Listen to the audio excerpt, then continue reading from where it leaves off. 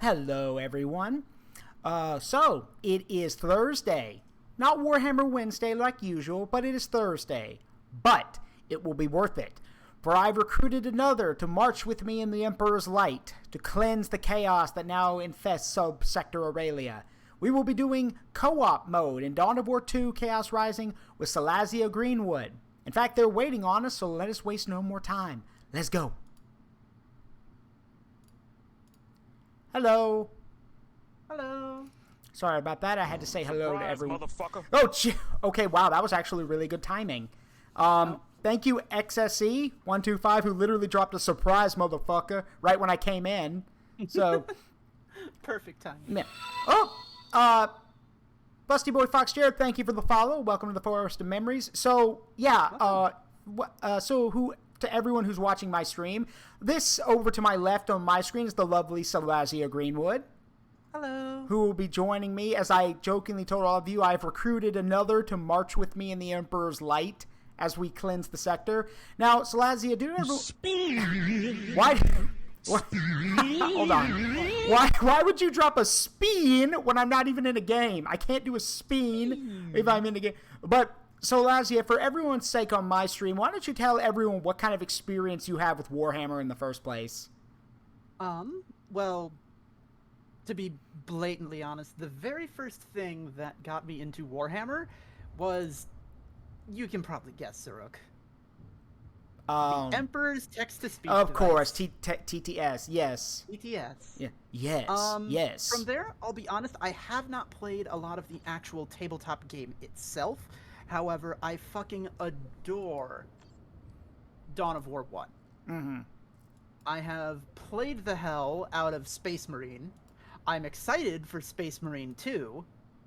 I am very excited for Darktide, which I believe we have agreed on streaming once that comes out this fall. Mm-hmm. I don't know, still open. Yeah. But yes, I love Warhammer. I love both 40k, I love both fantasy. For a while back in high school, I had my idea for my own Space Marines, and it was ultimately shit, because when is it not when you're in high school? Oh, that's true. Also, Jarrett pointed out that because of the way the model is set up, you're actually sitting on chat. So, of course I am. But yes, you are correct. Also, I sent you an invite over. Yes, I did see that. But yeah, and here's hoping that that Space Marine 2 doesn't suck, because, well, I would be very upset if it did. I really hope it doesn't suck. Can I actually... It's not allowing me to join you. Weird. Hold on. Let me try it this way. Don't know why it wouldn't let you. Always a promising sign. Yeah. Hold on. Let me try something different. Let me try something. I've got a couple in my chat. Apparently Carr only knows about Sly Marbo, which why wouldn't you? Yeah. Okay. Also, I just had a network error according to my my stream. Or at least what I'm watching. It says network error. Please try again. Strange. Yeah. Hey, Reno. Yeah, this is really Wait weird. a minute. Also, like, despite the fact my bit rate's just fine, I'm also getting a thing saying I'm having everything's unstable, which is weird. Huh? That's really odd. Is it happening to you too? No. Mine is perfectly fine. That's really. Also, yes, the screaming in chat has already begun. Yeah. Yeah. Blood for the blood gods, corn for the cornbread. No, it's I actually have that as redeem. I actually have blood for the blood god, skulls for the skull throne. Nice. And for those who know, it's blood for the blood god, skulls for the skull throne, milk for the cornflakes, and butter for the popcorn. That's it. Nice. Also, okay, let me try this again. Can you does it just not, like, are you clicking the invite or? Well, that's the thing. I open it up and the invite's there in chat, but it says. Well, for one thing, it says you're playing VTube Studio. Don't know why, because I am playing Dawn of War 2 right now, so... I mean, does it say that I'm doing that? No, it says you're in-game. So why would it say that why would it say I'm doing VTube Studio and not this? I have both of them open. Did you open VTube Studio after you opened the game? Oh, yeah, that might be why, actually. That would probably do it. Okay, hold on. I've so- had that problem so many times. So, I kept using so croutons on- open Dawn of War 2 first. No, open VTube Studio first, then open Dawn of War. Okay. All right. Well, let me. Also, please help me. It's snowing and I'm scared. I live in the South. What do you want me to do? It's a whiteout. Take some of the snow. Okay. So, I'm going to. Now that I've got VTube Studio open, so I'm going to reopen Dawn of War 2. And it should say you're playing that. Yeah. So. Hopefully. Also, my screen, according to I don't know if y'all can notice it, but like my screen for the stream, it keeps freezing on me. So, don't know why it's doing that. I mean, if it fails, we could. Rio, I live in like the north of the U.S. Snow up here goes all the way into June sometimes. Gotta follow. Hey, Catfire, thank you for the follow. Welcome to the Forest of Memories. Let's try this shit again. Yeah, let's is that your cousin? Let me try again. I might have misread it. The text is kind of weird. Oops, wrong game. Wrong one. That's Carfire, one of mine. Yeah, okay. Yeah, then I said it. I don't have dyslexia, I swear. All right, let's It still says you're playing VTube Studio. You know what? How about I try inviting you and seeing if that works? Okay, let me just let me get back in the game. That might actually work better, I think. Oh wait, now it's saying you're playing Dawn of War. Yeah, look, Carfire, I'm sorry. Like, I was just looking. No, that's just Car. Yeah. All right, so. Like a Firefox Catfire. Yeah. Okay, so let me try now. Also, also save. Did you get that CD code thing when you got the game? I mean, to be fair, it pops up every time I open Yeah, the game, so. yeah. We don't have to worry about it then. Okay. Yeah. All right, so let me try this again. Let's try the invite again. All right. Go to Chaos Rising. Invite a friend. All right, I just sent you an invite. Let me know if it works. And now it works. Okay, good. Okay. There we go. We are going to import another campaign. Also, for those of y'all who are watching my chat, can y'all y'all keep up with it and watch and let me know if it's it freezes or anything, because on my end it keeps buffering for some reason and I don't know why. I'd ask the same for my chat simply because OBS is acting kind of weird. Yeah, and not same. The good kind. Yeah, same. But no, to explain for you, Spinny, and everybody on my side, this is Zaruk Wingcaller. Hello. We've been talking a bit here and there.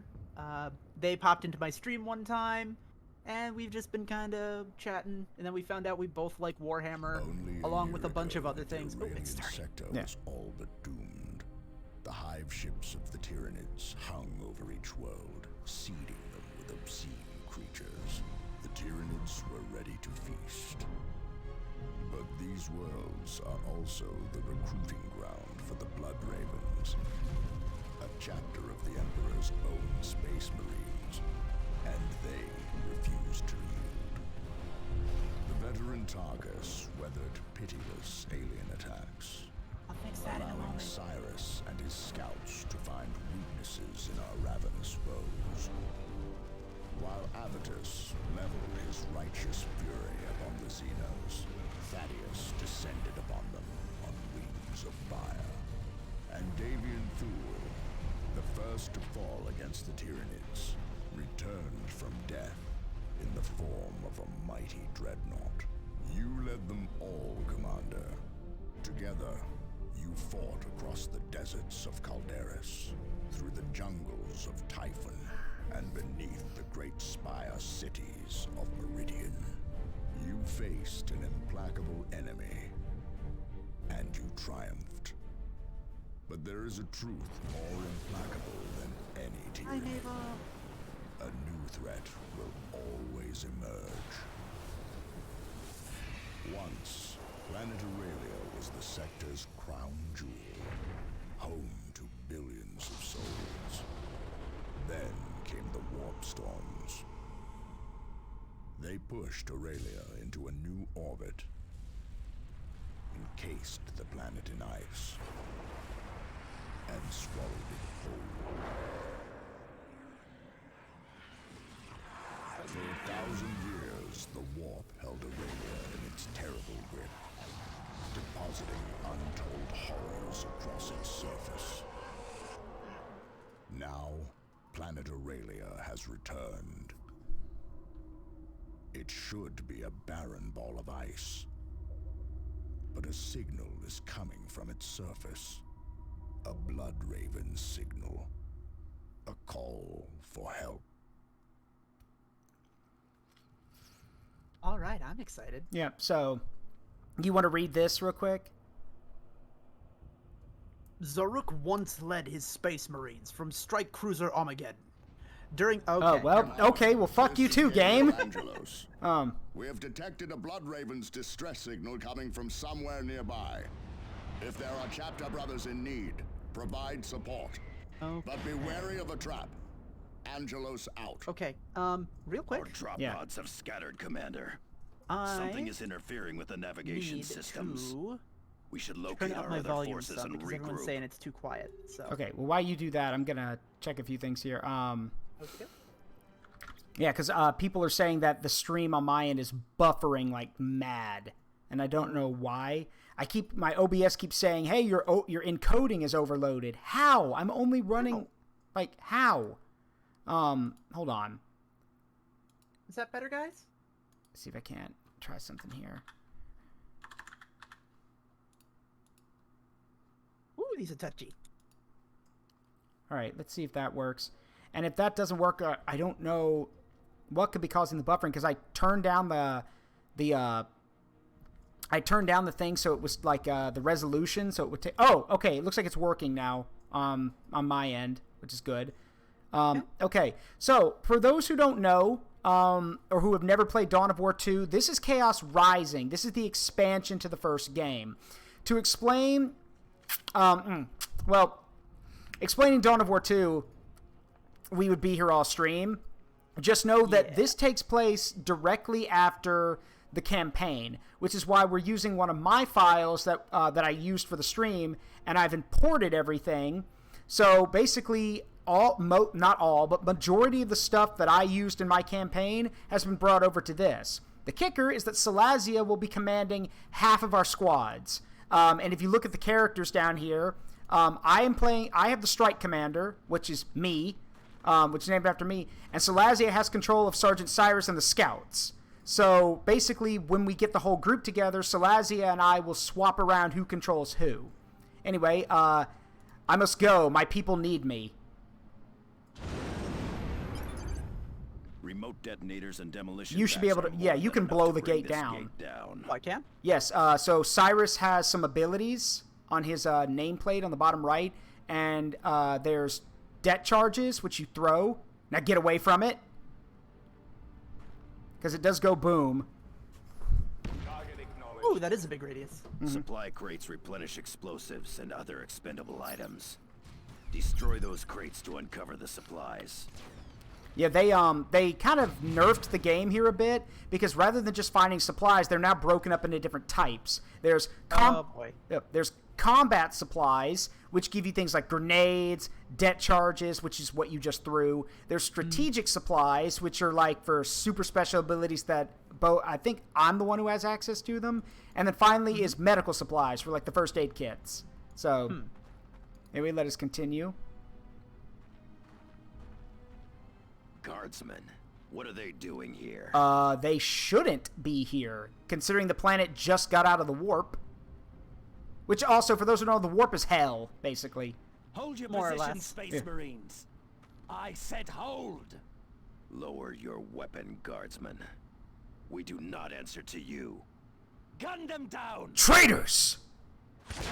Oh boy. I can clear those bunkers with explosives. Attacking them with standard weapons takes much more time. So, yeah, do that, and then if you can, run over and put a remote charge next to this one. And then just stay there for a minute, and then once it's ready, just run away from it before you detonate it. Let none find us wanting. There we go. Ooh, that's a big radius for that one. Yeah, but it takes time to set up. Something sinister is going He on says, here. in Destiny, we call it the loyal Crucible. Guardsmen would ever fire on a space marine. I doubt these traitors were alone. We'll talk more about what each unit is when we get back to our ship. And yes, yes, Busty Boy, Cyrus's VA should sound familiar. It's Steve Bloom. More traitors ahead, and well armed. My scouts wear light armor, Commander, so we had best. Okay, you've been playing Dawn of War 2, so you know there's light cover and heavy cover. So you already know that. All right. Also, why are you out of cover, idiot?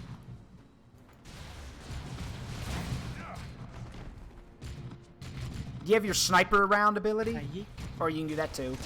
Yep. Let's say, because your sniper ability will just pick people out of the building. Huh. Potato, potato. Yeah.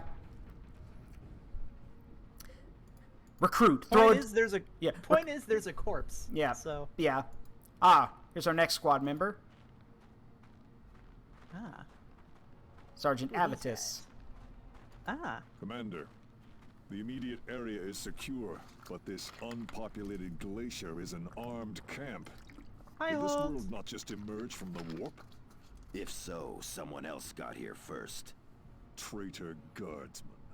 Just when I was starting to respect them.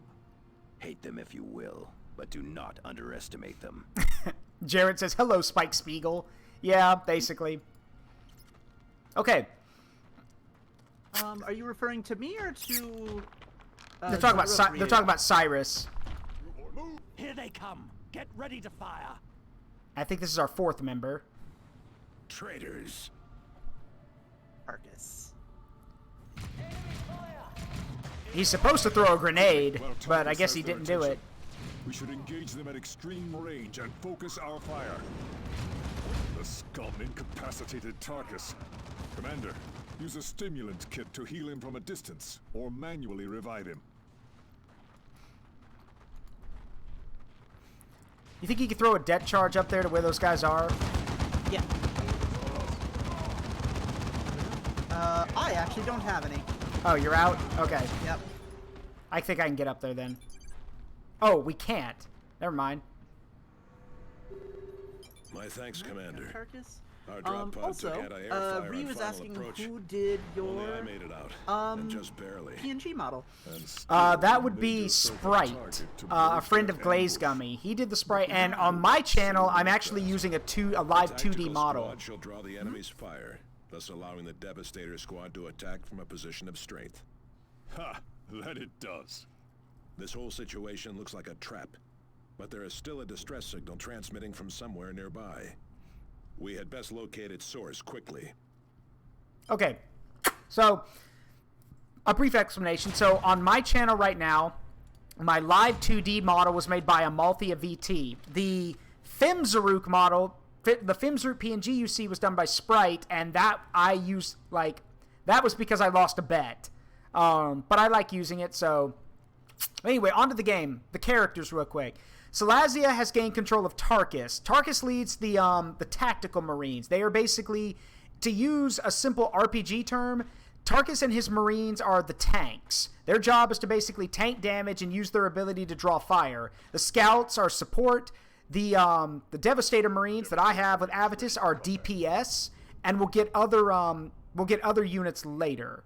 So basically, as I said, Salazia gets half of there's always going to be 4 squads. Salazia will get 2, and I will get 2. So, all right. Don't forget the scouts. Yep. I'm just wanting to keep them in the back. Yeah. And there's the distress beacon. Standard Imperial locator relay. Transmitting a generic distress signal using Bloodraven's codes. Just enough to lure us in. Coordinates 9.6 by 1112. Launch barrage! Artillery, clear the area.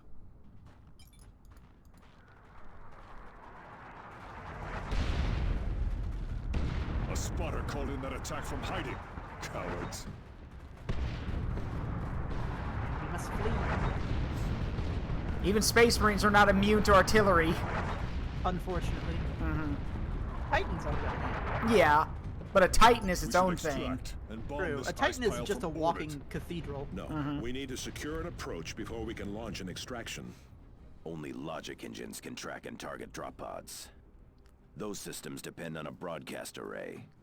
Then let us act like Space Marines. Find the array and destroy it.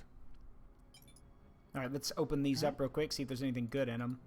He is with us. Medical supplies. Oh, well, we don't need all those medical supplies. I can only carry 5, and I'm maxed out. Guess I could take some. Mm-hmm. Oh, wait, I don't get any bonus. I don't have any with medical. Yeah, I carry the first aid kits. Yeah. I can advance on that turret in tactical formation without being suppressed. Go for it. Once in range, I can disable it with a frag grenade. Hey, Jazz. Yeah, go, for those of y'all who are in my stream who have never, followed or met them, go give, Salazia a follow. Salazia Greenwood, right? Is that how you say it? All right. Greenwood. Yeah. Come on, boys. Get in there. Use tactical advance. Yep. Yeah, there we go.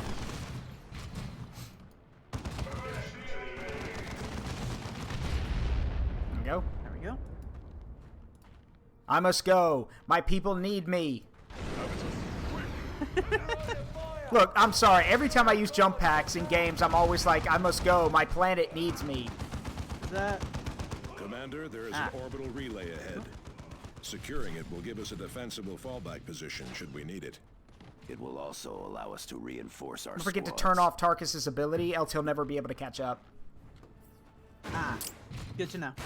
Habitus under attack. Habitus, with me. Also... More Why are they giving us so many medical supplies? Oh, that's a combat. There we go. Yeah, combat supplies should give you should give you some stuff. There's also explosive supplies, which would give you more debt charges. So. Yeah, that's the one I'm hurting for right now. All right, we're good, so we can move on.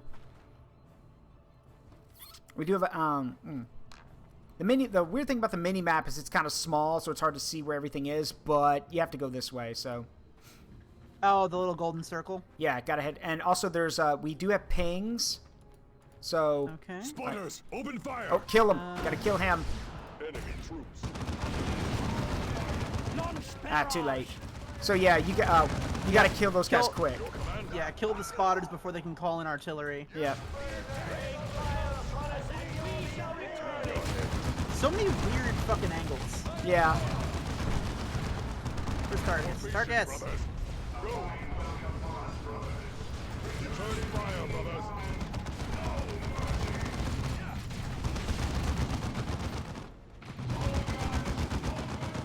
And the good news is I got it. yeah, the good cool thing is we can go in any direction we want to get to the gold circle. So let me turn this down a Oh, bit. we got some coming from the left. Yeah, I see him. Your command. That didn't last long. Thank you, Avitus. All right, I'll move these guys up. Yeah, hey Gothic, blood for the blood god. Devastators Blood under God. enemy attack. See, I got him. Woo! Infantry are dying. We must support them. Oh crap, Cyrus. Oh shit! Orders for with me. To the attack. Did I lose both my men? Yeah, because they're scouts. They're not hit X. X. More enemy spotters. What does that Forward do? observers. That Kill them quickly. he'll fall back to the nearest relay beacon and get all of his guys back. Ah, okay, so they're like checkpoints. Mm-hmm. Got it. Kill those traitors before they call in a strike. To your left with Fire Tarkus. away. Keep advancing to avoid the artillery. All right, we got to move. Our So- weapons are ready. Yeah. So All right. we got. So what we're gonna do is I'm gonna put a ping down over here. We want to get. Over there, so we can start making different approaches. So let's go. Well, I'm fully reinforced, and we've got dudes coming in. Yep, I ju- also found more supplies. Yeah, we got to keep moving though. They won't stop coming. We have Oh, to yeah. keep moving. Also, Gotcha. those are Also- stormtroopers. Don't let them get close. Us under attack. Okay. A battle brother has fallen. Do not let his sacrifice be in vain. Yeah, Yo, they just rushed me down. that's what they do. Your command. You're interested? Yeah, the art style is pretty cool, isn't it, Gothic? The whole game's art style is pretty cool. And all the models. Oh fuck. Oh, God, just hit yeah. X. Just hit X. You'll book it back to the hit X for Tarkus. He'll run back to the checkpoint. will. You are a I'm just devastator, like brother. gathering supplies. Well, Anywho, we got dudes coming in. So. Yeah, I can handle it. All right. Because the commander is built for melee, so he can handle it. Gotcha. Yep. Tarkus is sprinting back. I'm gonna get some snipers up. This is Avitus. Um. Repositioning. Ooh. Jazz, you're gonna have to graphically correct that sentence. I've told y'all before. I've told y'all before in my chat. If the grammar's bad and I can't make out the sentence, I'm sorry. I'm not gonna be able to read it. So, if you're asking, I think I can get what you're saying though. You're asking, how much RAM does it take? Not much. Game's old. Old game. Yeah, it's an old game. Alright. Gothic says dudes coming in. Yes. Pieces. Alright. So Ooh, you are hurting. yeah, I didn't yeah, it's alright though. I normally try to stick the whole groups together because they can cover each other. But don't worry, Yeah. we're almost to another checkpoint, so Yep. I'm also seeing 1, 2, 3 boxes of supplies if we need them. So. where? Well, to the over left there. of I us. see him. It's fine. We're good. We got to Yep. keep moving. All right. Because again, if you stay in one place, they'll just keep pin coming. you down. So we got to keep moving. Let's go All right. over here now. I'm trying to keep Tarkus at the front if possible. Well, it's fine. The commander can take hits is too. Avitus. That's the entire point of the Devastator's command. under Oh, enemy attack. turrets. The enemy has claimed Where's one of our Cyrus? battle brothers. No, we need Tarkus because Tarkus can be. No, I know. I Brothers was will like, avenge me. Oh God, these turrets are killing me. I forgot. Like when you My service is not over. So, for those who are interested, here's the problem with the game. The expansion, it doesn't matter what difficulty you More play enemy the spotters.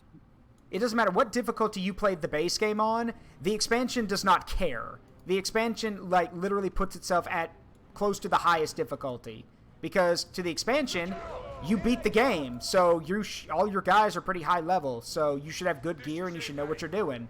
So the game basically views it as you know what you're doing, the gloves come off. Under attack. So oop, right side. I see him. And I gotta capture this thing first. Beginning attack. Show them fury. Target acknowledged. Oh, there's some explosives for you. Got him. Oh, thank God. So now you can use your debt charges. Also, I put Cyrus inside the bunker. That works. Brother. Give us some proper More cover. corpses. Alright, what else we got? More explosives. Yeah, this game doesn't need a lot of dedicated wham. Yeah, doesn't need a lot. More corpses. Okay, so let's move and capture the we can leave this one here because we're gonna come back to this one near the end of the mission. So let's keep moving. Let's the next we need to get up here. And the best thing to do is actually there come we go. come at it from this direction right here. Because you could take this little hill and go Yeah, up this and hill right here. yeah, and not have to worry about all the defenses. Because if you try to go the long way, there's turrets and bunkers everywhere. So we're going to ignore that. Also, leave these guys to me. Okay. Woo! This is Avitus. Advance. Return fire, brothers. Target destroyed. There we go. Alright. You have to do some serious stat reallocation after this mission because everything's a little like wonky with how everyone plays because they don't Yeah. know. The game came out like 10 years ago. There's no way for them to like properly gauge what stats you may have built the characters around. So, hey, celery, it goes well. All right, we'll take this one. Alright. And this is useful because once we blow this thing up, we can literally just press X and be like, see ya, and just book it all the way back here and not have to worry about fighting our way out. Also, hi Jazz. Welcome to the cafe. Please, take a seat anywhere.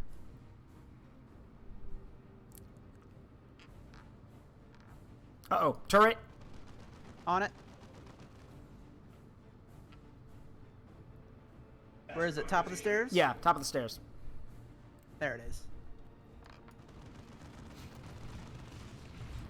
There we go. Now you can turn that off and just follow me because Yep. we're gonna go the we're gonna wait. Don't go up Oh, we're there. going that way. Yeah, We're going this way because you can sneak around. Because if we go that way, you know, there's like look at all the bunkers. Yeah. On the you can even though you can't see the enemies, you can see the bunkers they're in. Ooh. Yeah. 1, 2. There's like 4 of them. Yikes. Yeah, we do not want to do that. Yeah, no. So what we're gonna Of course do? you can, Gothic. Return fire, brothers. Surprise! The power of the yeet. Unfortunately, it is not possible to yeet people in this game. You can only yeet grenades, but they're Space You Marine. can't yeet, you can only yoke. Avitus. Yeah. Formation, brothers. Go. Actually, fun fact, one of Tarkus's abilities is that he can literally just throw grenades for energy rather than actually bringing grenades, which I think is great. Turret. Yep, already on it.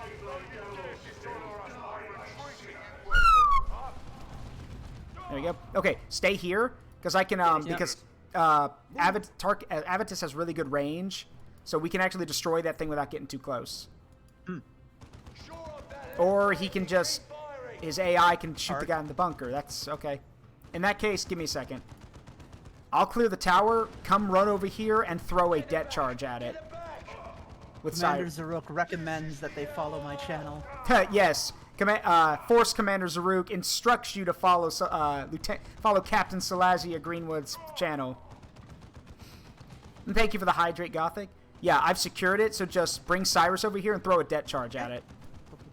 There he is. And that should be more than enough. Oh, Yeah, I there's got 5 of them. Yeah, that should be. Yeah, that'll be more than enough. That's enough to take out a few tanks. So Target acknowledged. just don't go. Yeah, that'll work. Now run backwards. Our ally is losing Yep, trying to get forces them back. to Oh, I enemy lost the fire. scout. Yeah, it's fine. He got fucking. Yeah, He got fucking shredded. Oh well, that wasn't enough, was it? All right, I'll take care of Alright. it then. I got it. Commander gonna go over here and use his axe on it. Oh, it won't let me. Okay, fine then. This is Be that Avitus. way. Feel the Emperor's wrath. I'll just take it out with my heavy machine guns then.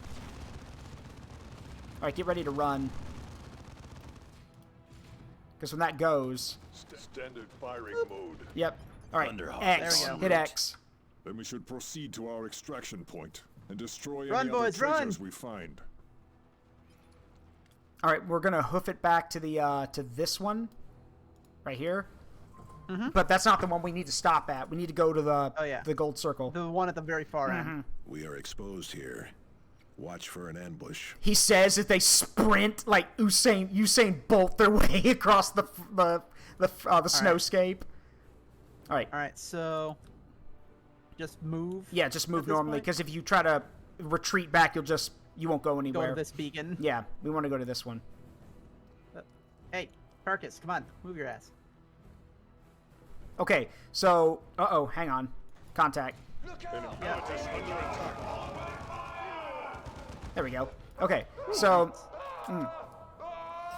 put Cyrus in this big bunker right here. I was thinking the same thing. Tarkus? Tarkus mini can- bunker? Or just out No, in the because a field? lot of the because Tarkus can actually take is fire a- on the front adjust your lines. Just positions. find a good defense position. Like there's this this Ooh, pipe. actually, hang on. Go ahead. One thing that might help. Just getting rid of this fucking turret. Oh yeah, that'll definitely help. Yeet. Adjust your positions. Also, Okay, this we good. yeah. Also, this pipe right here, that I'm just like that I'm like that you're, like I wish I could. There was a better. I'll have him run over. The commander's standing next to it. Yeah, that's heavy cover. Target acknowledged. So you can put yourself near that. Ah, This And is also, repositioning. make sure you turn off Tarkus's ability because it will bleed his energy. good point. Also, I think we need Taking up a new position. I think we need Cyrus to stand over here too. Oh, never mind, we're good. Yep, Keep we him in good. there. We should expect a counterattack shortly. Yep. Agreed. Still, this is a defensible position. For now. We hold here. Yeah, I played this game a lot. These defensible positions will not last long. I mean, to be fair, it's Warhammer. My Yeah. What the Devastator fuck is a squad should defensible take position position? in that structure. This whole area will become our killing field. That is a beginner's trap. If you put Avitus in there, they will literally call artillery down on the building and get him killed. So, not like totally, but he'll be out of the fight until you revive him. So, no. I think you have to. Well, that's The the thing. traitors I are think laying you have down to a put him barrage in to there and soften then us take him up. out. Yeah. Prepare for an assault. Set up firing position in there. All right. Thing is, I think you could fit 2 units in there, so both Cyrus and both the scouts and the Devastators can get in there. Oh So- yeah. So I'll keep him in there for now, but when the more artillery comes in, I'm going to have to get him out. Oh, yeah.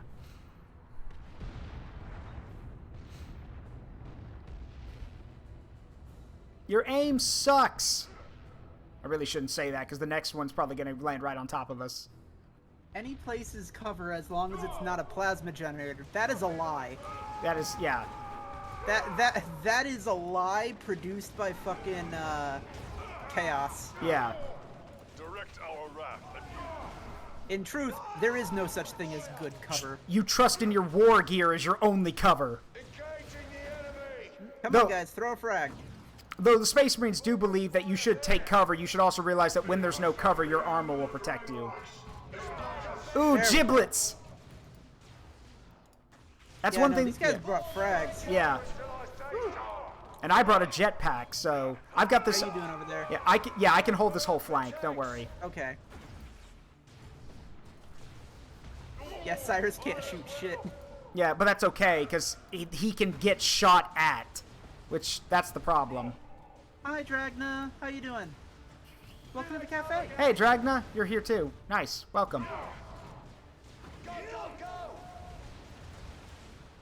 The best defense is a better offense. Yep. Gothic Noodle 2022. Yeah, she's not wrong though. She is not wrong.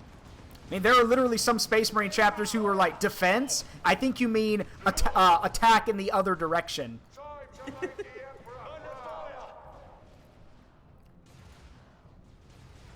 What is cover but something you can knock over? Yeah, what is covered but just an obstacle that needs to be knocked over. I'm glad you're doing good, Dragna. Ooh, these guys are trying. Yeah, hey, you gotta give them that. They Ooh, try. there's another turret. There's another turret. I Yeah, didn't just see that. yeah, pull back and don't run toward it. Just stay near the beacon. Yep. I'm actually gonna... Do I have all my guys? Yes, I do. They're healing. Yeah, Gothic says every time I take cover, my ass knocks it over. Oh, I think all three of us are part of that club. Yeah. Like, I mean, to be fair, I don't fit behind most cover. I am the cover. yeah. If you can't take cover, be the cover. Be the cover. Be the wall. The answer is simple. If this cover won't protect you from an attack, make your body hard enough that you can. Actually, no, that's a great one. If you can't take cover, your armor's not heavy enough. Yeah, either that or your body's not built strong enough to take the attack. Yep.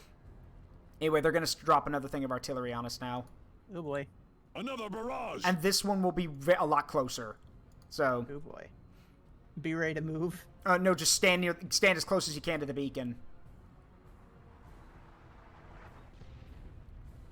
See, it was basically meant like if you were holding an advanced They position. took my cover!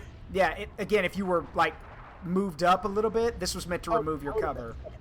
So, I would have been fucking annihilated. yeah. Here they come. And no, and yes, y'all are seeing this correctly. They are attacking us in the middle of their own artillery barrage. Return fire, brothers! Oop. Concentrate fire. Direct our wrath anew. I just heard a Wilhelm scream. Nice. Come on, chuck a frag. Yeah. Here comes Talon Alpha. Okay, good. Here comes our we go. pickup. I mean, to be fair, Gothic, that's pretty accurate to what I think, too. Look, they are breaking off Just the the attack. three of us in Destiny What do armor, and you guys are expect using from me as traitors? cover. Courage and honor. Which is funny, because I'm a warlock. So, I'm very Who's your- squishy. You play a warlock. Who's your patron? Retribution. What patron do you use in D&D? Oh, in D&D. So there is Fear actually and a fury homebrew are one, rewarded or with kind of victory. homebrew one, from, what's it called? Oh, before you answer that question, hold on. Helena's Guide Well to done, Monster Hunting. Commander. Those guardsmen have paid the price for betraying the Emperor. We must discover who these traitors were and how they came to use a Blood Raven's code. But we will have to investigate that later. The second strike team I assigned to investigate Aurelia has sent a distress signal. Sergeant Thaddeus and his assault marines are already prepared to deploy, along with the Dreadnought, Davian Thule. This signal could be another trap, Captain Angelos. This call is a full message, Sergeant. Review the signal on your planetary display and provide whatever support you can. Okay, before I do that, go ahead and finish what you were saying. So the Warlock that I use, for D&D is actually a specific subclass from Helena's Guide to Monster Hunting, which is called the Parasite. Instead of it being an Eldritch God, you effectively have a symbiotic parasite. Okay. Unfortunately, the closest thing I can say is think Venom. Yeah. Except it's not Venom. Okay, These so... could be anything. All right, so... Sorry. Go ahead. XC, thank you for coming to the cafe. You can take a seat anywhere. I am Salazia Greenwood, a Fey Dragon, and joining me today is Zaruk Windcaller. Hello. We're doing Warhammer 40k. So you can go ahead and open the loadout screen.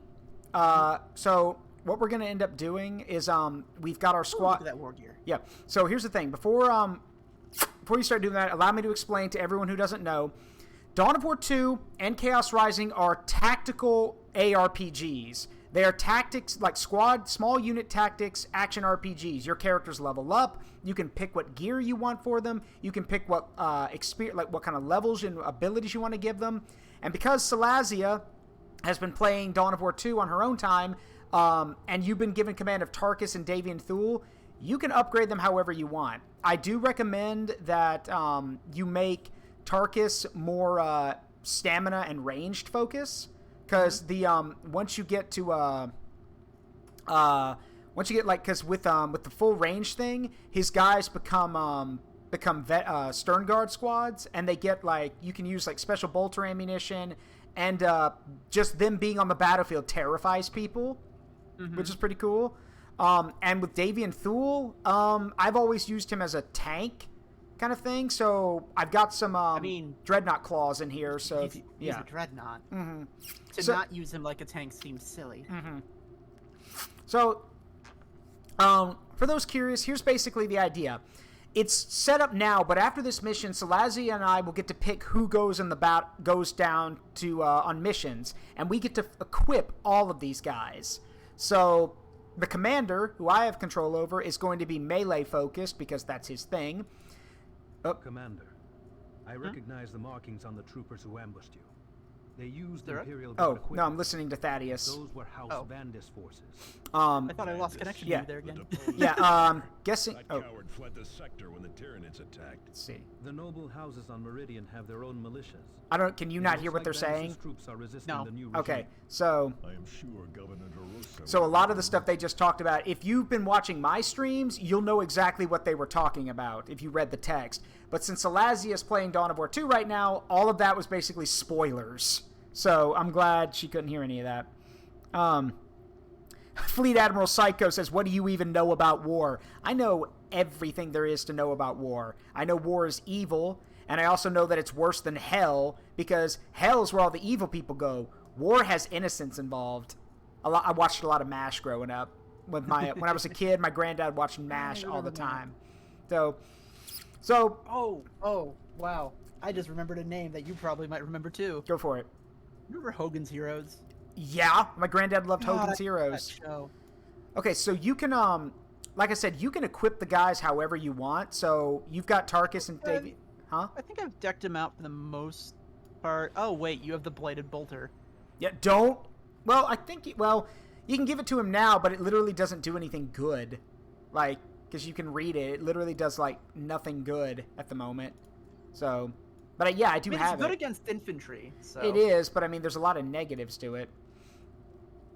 Oh, yeah, because reduced range. That's not that bad. Yeah.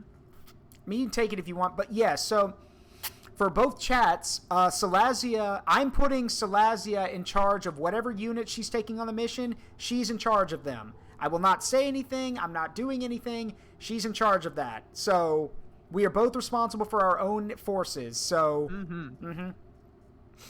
Now, if there's an item or something that we both want, we might come to blows over that. But, All right, Thaddeus here. Why do I still have that? Give him... Let's see. You want to know what really sucks? Is that I found some really good weapons and equipment that are actually from the last game, and they didn't carry over. Like, I found, for example, one of the things I found is Gabriel Angelos' personal bolt pistol. But they don't let you bring that over, so... Which kind of sucks. Armor. Oh, yeah, that's a lot better. Mm-hmm. Let's see the... Humble Supplication. So, while Salazia is doing that, allow me to explain a bit more about these characters. So, there's the Force Commander, me, who you can basically build the commander however you want. The commander has has commander items. These include like shields, battle standards, and jump packs. Or you can give him his helmet, which I think he looks cool in, so I give it to him. You also have accessories, which I believe Salazia has equipped to some of her people. Yeah, she has. So there's that. There's also we have as a level up. Yeah, I'll do that. Okay. So there is one thing I should mention for those who want to get into this game. One really cool thing is that a lot of the reason you want to play the expansion right after this is because a lot of the stuff in the expansion you'll already be used to. Like there's the Rosarius, which gives you a shield. There's an artillery signum, so you can call in artillery strikes. There's a ton of new stuff, which I am going to take the Rosarius because that basically makes us invulnerable for a short period of time. Okay. Also, again, a lot of this I'm talking about, you already know this, Salazia, but others may not. More or less. Yeah. You can deposit things that you don't want into the librarium and get experience for it. So all that crap that you're not using, dump it. You'll literally get extra experience for it. So Tarkus now has a level up that Salazia can make use of. He has 2 points, actually. Just put him in whatever you want. Like I said, I'm not arguing with you on this one, so you do whatever you want. Give him energy regen for more explosions. Okay. Let's see. I'm gonna give Davian his big meaty claws for punching. See, then we can ditch that one because it's not that good. Yeah, I never give him an assault cannon. He's always more handy to have him be melee build. So the thing is, Dawn of War 2 goes up to level 20. This game goes up to the expansion goes up to level 30. So there will be some stuff that, you may not be able to use now, and you'll also notice, this is a minor spoiler, but Salazia was going to see it at any point. If y'all see over here in the armor section, let me just do a little bit of maneuvering here so y'all can see him better. In the first 3 spots, we have Terminator Armor, which is the super duper powerful armor stuff, but it's all damaged. We can't use it right now. That's all that is all 3 suits of Terminator Armor you can get in the base game, but it's all damaged, so we can't wear it right now. But everything else, yeah, we have access to everything else. So go ahead, Ryu. Just so long as it's not, excessively dumb. Hey, Fleet Admiral Psycho says, I tried a full range squad game and that was fun. So everyone used a gun? That's, oh god. That actually that might work. A wall of lead. Yeah. I even know some people who turn Tarkus into a melee unit. Which you can do. But it's like, he's tanky, so he can do that. And then there's heathens who give the commander a bolt gun when he's literally supposed to be melee build, but whatever. Let's see. So you've got grenades and I would actually, if I were you, just a piece of advice, the turrets are nice, but I'd bring the artillery, like the Signum, because yeah, you can. For Tarkus, yeah. Yeah, bring that because we may not be able to use it as much, but trust me, sometimes having the artillery on hand is really useful. So, I'm done with my stuff. So, allow me to explain about these characters while Salazia finishes up. The commander, as I mentioned, there's Sergeant Thaddeus, who leads the Assault Marines. These guys are your DPS, one of your DPS options. They jump in and lock in close combat. There's just one problem. Thaddeus is, well, here's the problem. If you don't give Thaddeus a lot of attention and make sure he gets a lot of points in health, his guys are like the epitome of glass cannons. They will die super fast if you don't give them the attention they need. So you got to. Hey, Fly, what's up? I think I'm set. All right, and Wait, y'all. I think you took my. Did you take my orc claws? What? Did you take my orc claws What do you mean? for the Dreadnought? Oh, no, I gave him the Dreadnought claws because they do more damage. Do they? Yeah. Dreadnought claws do 174 damage. Surprise, motherfucker. Yeah, surprise. Wait, okay. I guess I didn't see that then. The orc crushers looked like they were stronger, but depending on their Yeah, but only against damage orcs, output. and we're not going to be fighting orcs for a while. And besides, you get a better. You can get a better version. So yeah, there's Sergeant Tarkus, who I said is the tank. Davian Thule is a tank, like he's a walking dreadnought, which, again, he is a tank. Sergeant Avitus and the Devastator Marines, who are your other DPS option, and then Sergeant Cyrus, your support option. We're also going to be meeting our other member in this mission, so I have to do this right here. Also gonna crack open a Coke real quick. Okay, go ahead. Now I believe, I think if I click this, you'll be able to see this too. Okay. So, Yeah, I'm set. can you see this guy talking? We are under attack. The Eldar are massing around us. Nobody is talking. Oh, okay. In that case, can you click on the thing that says, like, what? Hold on. Contact and support? No, hold on. Why am I doing this? I literally can pull up your Twitch and see what you see. Why am I doing this? Hold on. So, just so I can see. Ads. Okay, so there's one really cool thing about this game, because I do want to mention this, is that unlike in this expansion, your characters will have things to say. Whenever you click on a mission or click on something, you might see a little word balloon next to them, and if you click on it, that's basically, if you hover over it, it'll say, hey, this person wants to say something. So in this case, if you would, Salazia, so your chat can see it, go over to the Eldar marking and click on it so they can see what the mission update is. Because I think we have to show each of our chats the objectives and what stuff's going on separately. So, okay. Yeah. And I'll do that for y'all too, chat. Strike Cruiser Retribution. This is Librarian Jonah Orion. We are under attack. The Eldar are massing around us. They have a Wraith Lord, which has already claimed Sergeant Endymion.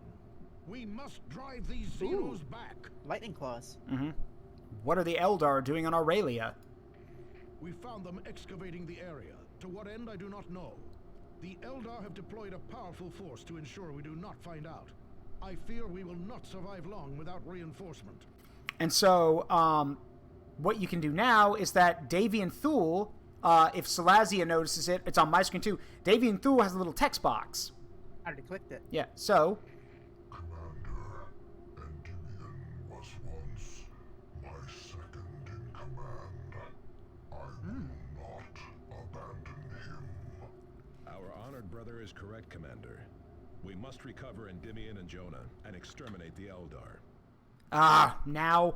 Alright, I just noticed I'm having bitrate problems. Again.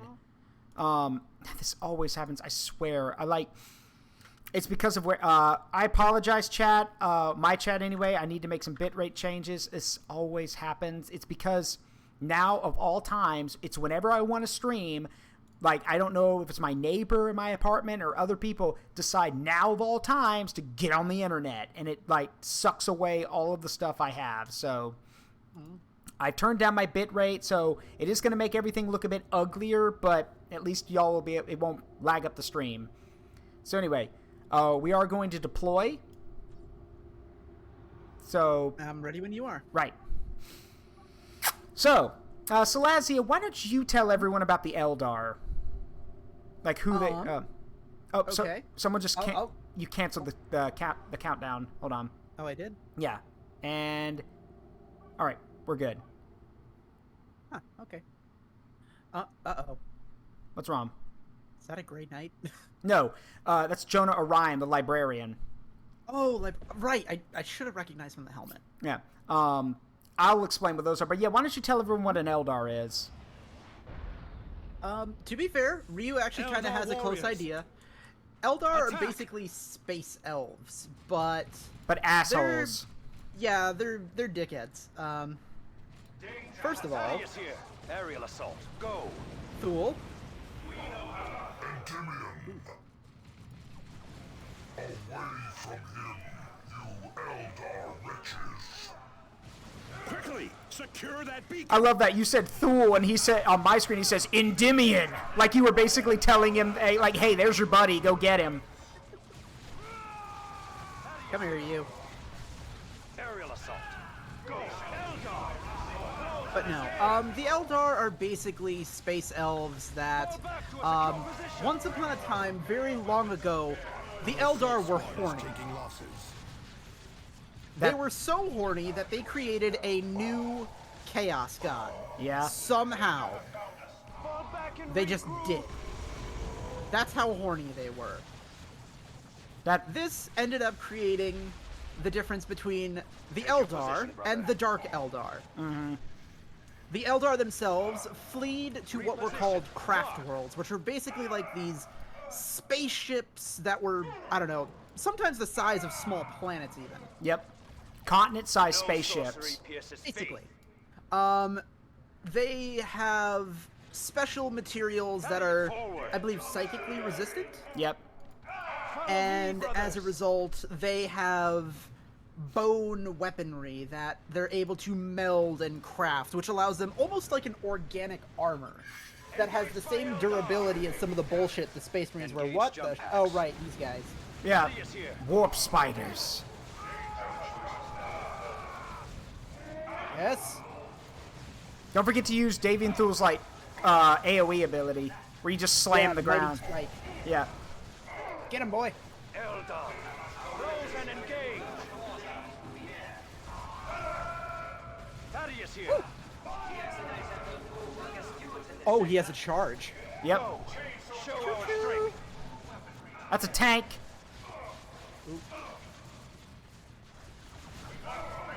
Eldar witches, get back! No more blood ravens fall this day. But yes. No more! Hello, Jonah. But yes, from there, the Dark Eldar basically, more or less, follow the Chaos Gods. Primarily Slanesh, which is basically the horniest god of all. So, yes and no. She's mostly correct on that. But the Dark Eldar feared Slanesh just as much as the Eldar do. They just avoid Slanesh in different ways. So the Eldar, once they they got so horny that they poofed Slanesh into existence. The Eldar basically sealed their fate, because every time an Eldar dies, their soul gets consumed by Slanesh. However, both sides had to figure out their own way to avoid Slanesh. The Eldar... You are a welcome sight indeed, hold on. Commander. Let Jonah introduce himself. I am Jonah Orion. And Endymion.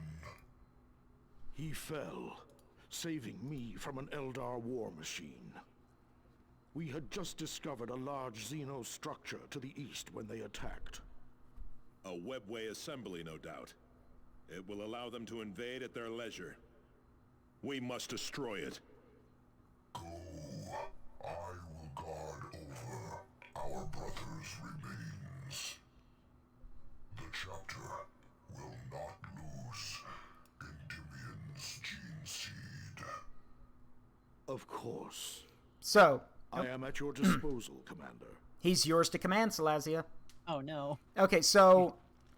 basically, the Eldar are of two minds about things. The Dark Eldar believe they can avoid Slanesh by being hedonistic, horrible, torturous, and every other messed up thing you can think of. Dark Eldar literally look like they raided a BDSM store and made it their whole shtick. The Eldar themselves practice more like monastic lives, like honing their skills and their abilities, that kind of stuff. So a pure mind protects them from... Cut those aliens down.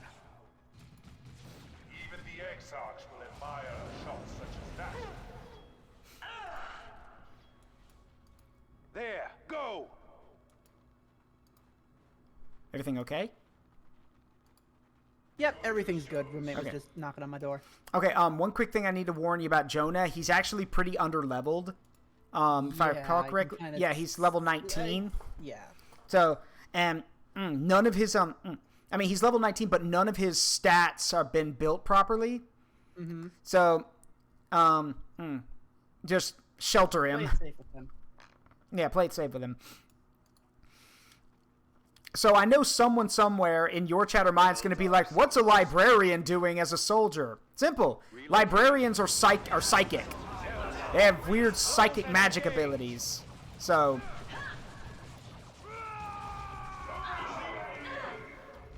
yeah, like you can use Smite on some of these guys. Question is, oh, I can get a big range on this. Yeah, make sure you set him to ranged, not melee. So, yeah. Engaged by Eldar. Okay, yeah. Oh, Thaddeus, get out of here. Like I said, you got to baby Thaddeus a lot. Let me capture this.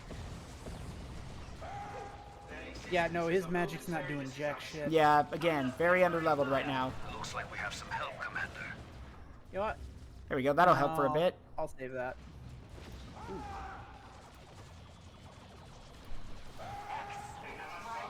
You can't throw a grenade up at that thing up on the ridge, because that's an artillery piece. It's gonna kill us if we don't take care of it. Yeah, I'm trying to take it out right now, but I don't know where my dudes are. Yeah, you got Tarkus who's running around over here. I know, they're like all scattered. Come on.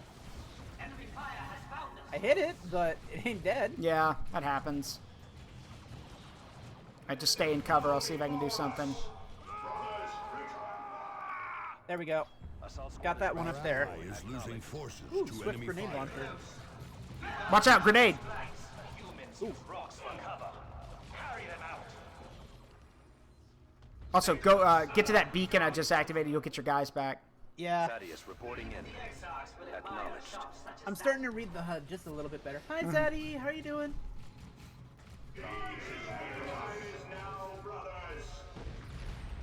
There we go. Cursed heretic. Come on, Jonah. So, cool thing about Jonah is that as you unlock abilities through like giving him like stat points and everything, he can learn a bunch of crazy shit. And I think my favorite one, just to let you guys know how scary librarians are, Jonah can literally open a rift into hell that will pull people into it. Like, Jonah is scary when he gets the right levels.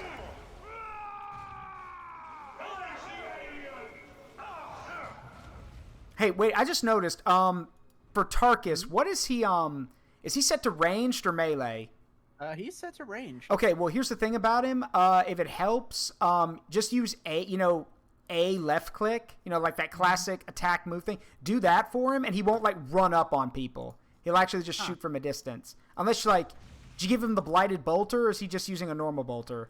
Normal bolter, because the other one's Yeah. not great. Okay, just use A move for him, and he'll just, like, stay at range and shoot at people. Also, I can do this. We must go. Our people need us. Come on, Jonah, move up. Eldar, close and engage. Essentially, for those who, so I can finish, a librarian is just a space marine who can use psychic abilities. That's it. Is done. So, that's what Jonah is. Also, pay attention to the statues right here. Statues? Right here. Like Jonah's standing next to him. See those weird Eldar-looking statues? Yeah, keep note of those. Yeah, keep note of them. They're going to be important later. I don't know. It's a little hard to see, also because I'm dumb and I don't know how to rotate the camera. It's... Oh, wait. No, those right there. Yeah. Sorry. Everything kind of blends together. Something akin to a Wraith Lord. These, I can tell y'all right now, these are Wraith Guard. In the tabletop and in other video games, Wraith Guard are scary as shit. Because a Wraith Guard is basically it's built like a Dreadnought. It's got a high-powered weapon that'll chew through a Space Marine in one shot. And, well, unlike a Dreadnought, which are kind of expensive in the tabletop, you can have a good number of Wraith Guard. But they do have a weakness, one we will be exploiting in this game. We'll say this, they're almost as scary as Tomb Guard. Yeah, almost. Alright, you know what? Destroy them. Cook it! You might want to back up. Oh. That almost worked. Your orders. Take out that Eldar. Eldar, close and engage. We are suffering heavy losses. People knocking on my door left and right today. It is done. Move on. Alright, tank's gone. Alright. Cut those aliens down. See if you can grab that beacon. Engage by Eldar. I can actually use Jonah to grab that. Yeah, also throw a grenade in the building. I was on cooldown for that. Yeah.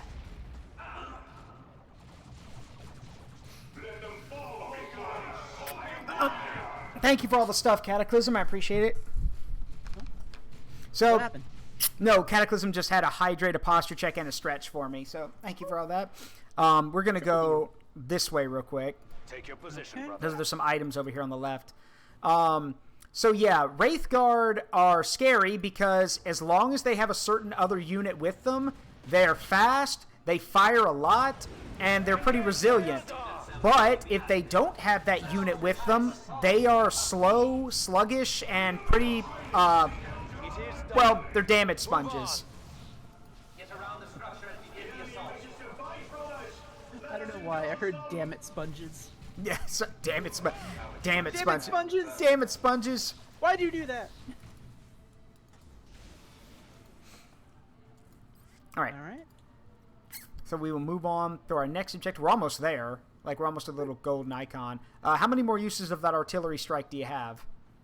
With that last supply we got, I have 3 again. Okay, so. nice. All right, so there are certain, like when we get here, there'll be certain buildings you want to drop the artillery on.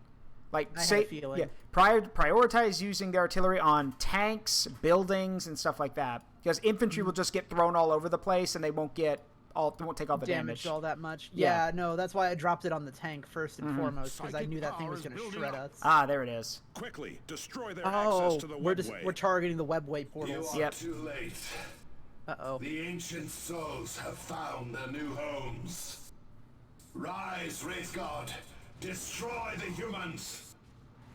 So if we kill him, so now they are, I don't know if you can see, they are now stunned. That's why they got that little red circle on them.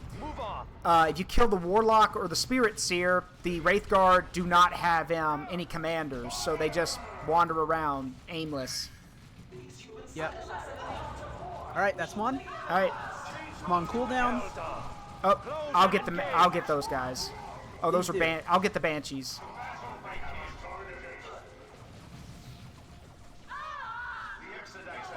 Nice, that's another one. Nice job. Oh, whoops. Well, that person's fucked. Yeah. Alright. Engaged by Eldar. Into the fray. Alright, let's see. I'll go left, you go right. Alright. Exterminate them. And if any of y'all are wondering, wait, why do the Space Elves hate humanity so much? Mainly because humanity in 40k is a bunch of xenophobic bigots who literally kill anything that's not human. But the other reason is because the Eldar are, like Salazia said, the Eldar are dicks. So, yeah. The Eldar are more than willing to sacrifice millions or billions of humans just so they can survive. So, oh god, you need to run. Run. Yeah, pull back. no. Pull back. X. Like, pull back.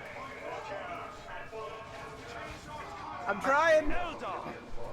Joe's down. Don't worry, I'll go get him. I got Tarkus back in time. Oh god, they're here too. Alright, hold on. There. That'll keep you safe for a minute. Just stay near that beacon. There, go. Yeah. Watch your guys at all... Hey, Brooklyn, how you doing? Yeah, watch your guys at all times. Yeah, no, that's the thing. These guys just ran up on me. Yeah, it's because they're coming out of the portal. There's a big portal at the top. Oh, I see it. Yeah. I've got one artillery strike left. We'll save it for that. I'll get Jonah. Go the other way. Go up the middle if you can. I'll get Jonah. I was thinking that. Yeah, I'll get Jonah. And don't forget, your Space Marines have regeneration if they're not in combat, so... Yeah. Alright, let me go get him. First things first, though. Assault squad ready. Reload. Come on, you idiots. Come on. Tarkus is hurting, though. Oh, he's got like 4 health bars since he's got all those dudes in his squad. Yeah.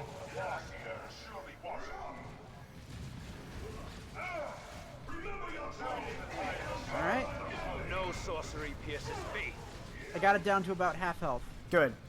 Just throw grenades at it and shoot it. Assault squad is taking losses. I see no need to keep out. Okay. Let me get Jonah. It is done. If I could get the supplies up on that ridge, they might I have a. can get him. I'll send Thaddeus to get him. Assault squad ready. Ooh, there's like there's like 5 crates up there. Yeah, I'll get him. Librarian has come wielding the power of hidden knowledge. Okay. Watch out though, because if they yep, there we go. Be like that. Yeah, I was about to say, yeah, that was gonna happen. Engage by Eldar. Aerial assault. Go. Pull back. Yeah. Pull I'm back. trying. X. I'm trying. Jonah too. Yeah, I can. I've got the armor to take it. Let's get all this stuff. They can't get out of range. Yeah, like I said, these are like heavy infantry, so. And great, now they brought help. We are suffering heavy losses. Your order. Thaddeus, what hit you? You're all the way up there. All right. Oh, thank God. Airstrike. Artillery, you mean? Artillery, airstrike, same diff. It's just a bomb that you drop. Yeah. Got it. Can I get in range? That is the question. Thaddeus yeah, if you can keep him distracted, I can Aerial nail it. assault. Yeah, go for it. Oh, there we go. All right. Right, What time do we count? to go. They cannot Just hit X and run back to the beacon. We'll group up and head out. He called them Wraith Guard. They somehow drew psychic power from him. The Eldar press their attack. I will not leave Endymion to these Xenos. Captain Thule, hold fast. We must support him, Commander. Yes. He's got this. He's got this. For now, but it's going to get worse. We need to get back I know there. it's going to be. I know All right, it's going to be. Run! The Wraith Guard are here. Just run. Oh, yeah, no. Rangers up ahead. Yeah. Hostiles. Rangers are Eldar snipers, for those who don't know. Yep. Come here, assholes.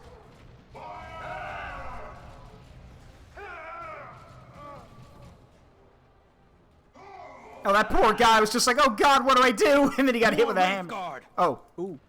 They are sluggish. They must require a warlock's support. Yeah, they need a warlock to help them, so. Thaddeus here. Deploy melter bombs.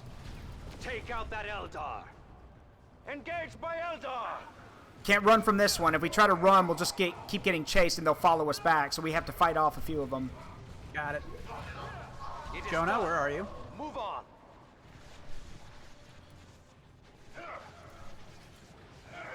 Need some help back there, or? Yeah, a little bit. All right.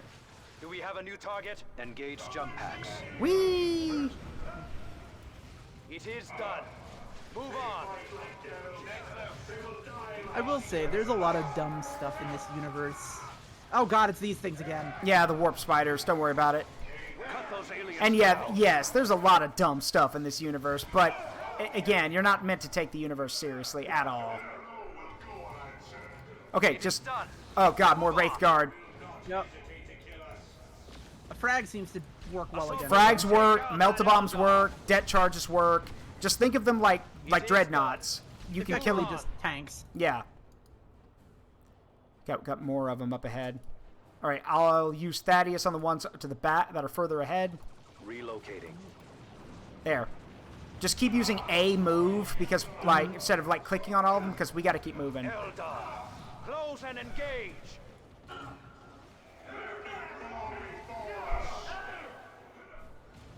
Okay, got to move. It is done. Because if you look at Davian's health, you'll notice. Oh, yeah, he's hurting. Yeah, it's because he's getting shot at by anti-tank weapons. So we got. No. Yeah. Yeah, no, we gotta move. If you're slow, he actually says, "I'm under attack by bright lances." Speak of the devil. From bright lances. Oh, kill this. Kill him. With a warlock this Kill the time. warlock. Well, that was easy. I just gibbed his ass. Engage by Eldar. if you've got any artillery left, now would be the time to use it. I am out. Okay, well then we'll just have to fight. We'll just have to fight them then. We've got frags. That works. Unfortunately, they don't stagger. No, they don't. Oh man, they're targeting Jonah. Assault squad, destroy them. Eldar, close and engage. This is one of the reasons I don't like fighting the Eldar in the expansion, because these weapons just don't stop going off. It shakes your screen and they're AoE, so... Yeah. But the good news about them is that without their... Move on. Hello, they're unfocused. Yeah, and also they're pretty easy to kill when you actually hit them. Hello, Fountain Stranger. Thank you for the 100 bits. We're playing the Chaos Rising expansion with Salazia Greenwood. Hello. All right, we're almost there. We gotta get to him quick. Oh yeah. And the good news is, it's the Wraith Lord, like the walking mech that has the bright lance. So if we kill that, that'll help him the most. So that's what we'll do.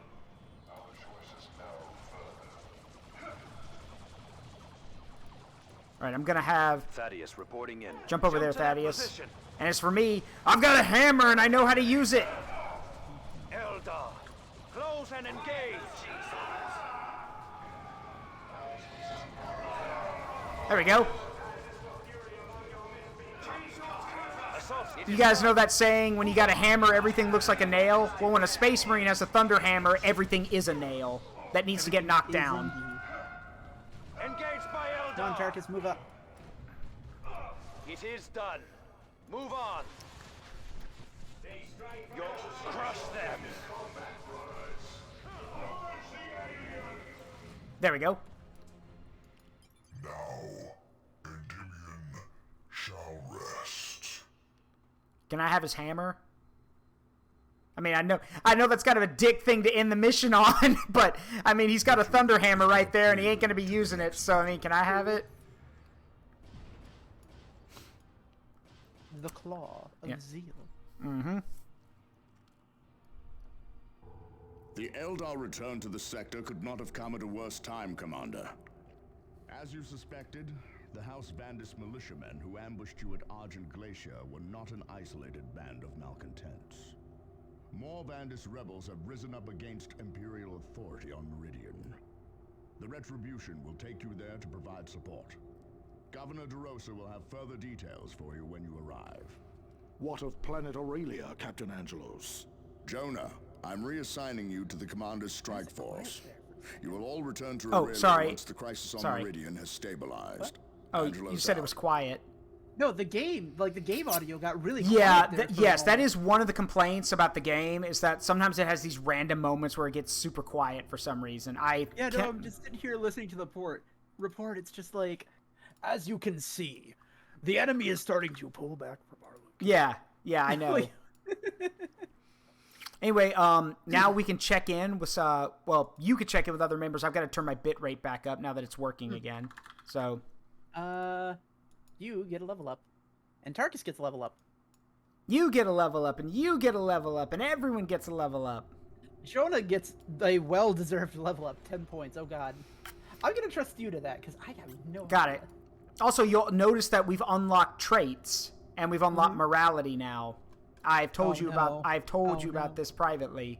So. Oh, excuse me. So. Also, tactical mastery for Tarkus. Mm-hmm.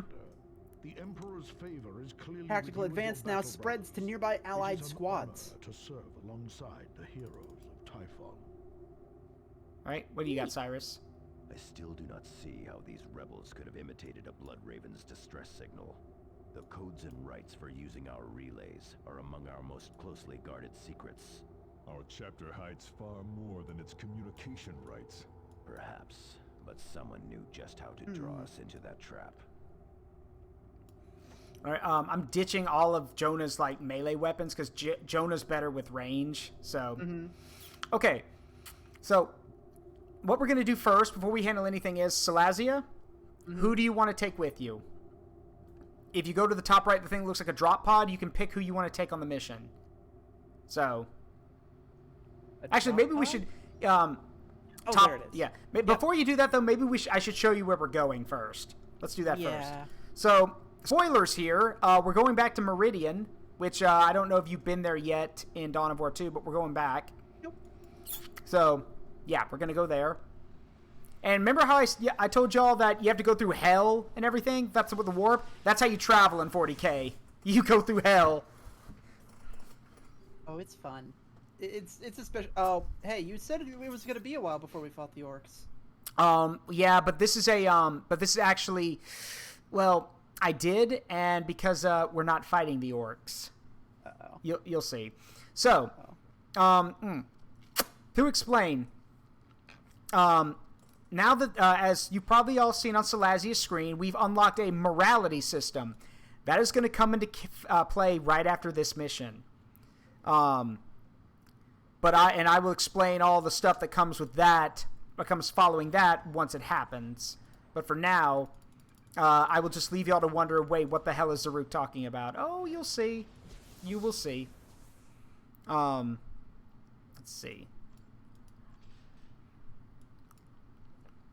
There's much you all don't know, and that's a good thing. There are many things in the 40K universe that are so terrifying. Like, as cringy as 40K may be, sometimes there's things in 40K that are absolutely goddamn terrifying. I'm gonna drop this power fist, because... I think my favorite thing is that, I actually did a game with a friend of mine, using the... effectively the cracked version of 5e, mm-hmm.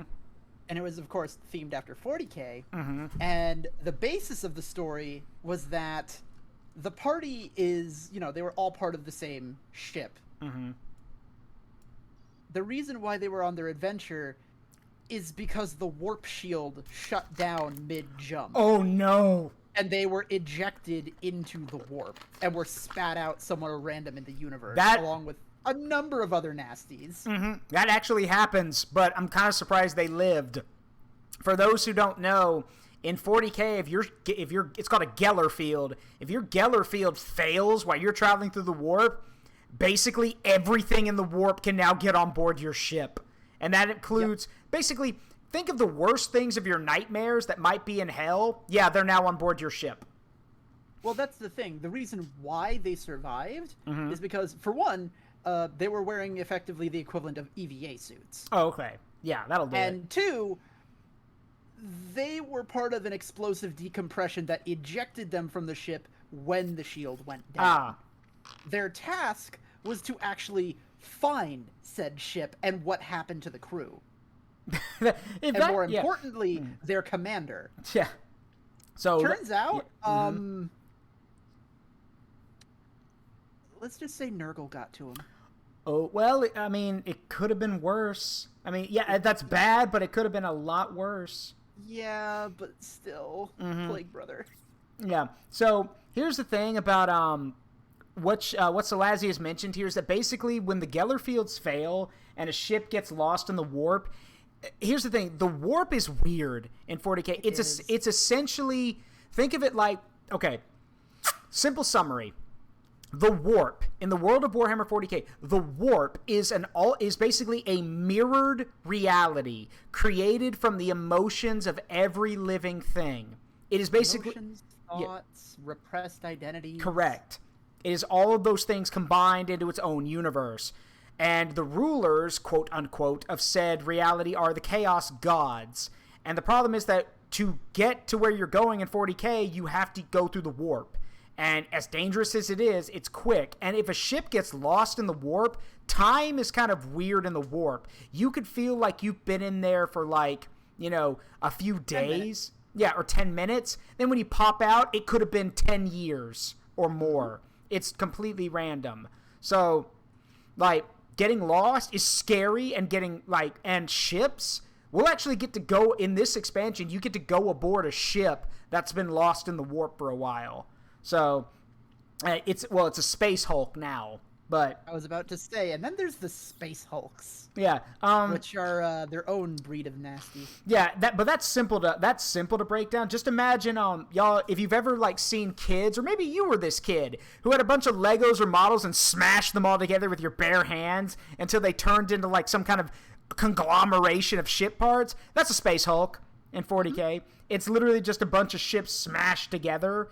into this conglomeration that makes no damn sense. But big. And there are some Space Hulks that are literally the size of states. There are some Space Hulks that are the size of, countries. I thought there was one, isn't there one that's like the size of a moon? Yes, there's one that's the size of the moon. And the orcs took it over. I remember that story. Yeah. Unfortunately, there's one problem. Someone might say, oh, that's a lot of scrap you could break down. That would make you rich. Oh, you don't. Here's the thing. They do that in 40K, though. There are times where Space Hulks are discovered and people are sent aboard to gather the material. But here's the thing. You want the material, you got to take it from the people who are currently living on the ship. And there's an entire game based on this. There's an entire game based on it. Yes. I have it. I'd love to play that with you. You mean Deathwing? Oh yeah. Anyway, you can go ahead and listen to Governor DeRosa.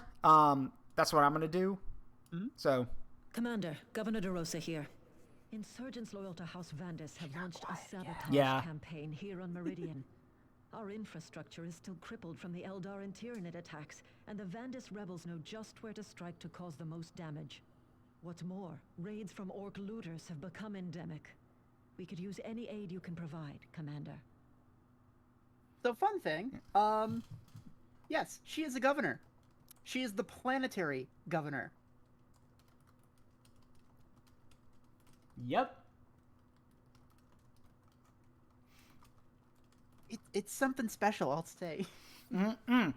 And each planet's basically just a small country at this point in terms of the scale of the 40K universe. And if your people in your chat can see all these weird circles and everything on the planet, those are cities. Those are cityscapes. Those are all those things you see are cities. Like this is a hive world where where millions or even billions of people can live. Also, those explosions you see, those are explosions. So like every time you see that little flash or something, that's an explosion. There's one. Yeah. So those are explosions you can see from orbit. So you can imagine how big those must be. To be fair, orcs got bullshit in terms of explosives. Literally, it's bullshit. So anyway, they believe the bullshit. Yep. So anyway, time for squad pick. I'm going to take Thaddeus with us because we are going to need him for this mission. So you can pick whoever you want. I think I will go with Davian Thule. And hey, Passive, welcome. Oh my god, my fucking voice is going. Hang on. Cyrus? All right. I'm going to watch the briefing. You do the same, but make sure you read what the stuff says. You may want to second guess your squad later. I always read because it'll give you a heads up like, hey, expect this. Yeah, definitely. I was just clearing my throat there. You don't want to hear that. Orc looters have infested the Hamlocks outside Angel Gate, and I can spare no troops to stop them. Only you can eliminate mobility these needed before they reach Angel Forge. What do orcs have to do with the insurgency? House Vandis wants Angel Forge for itself. They are driving the orcs ahead of them in order to weaken the Forge's defenses.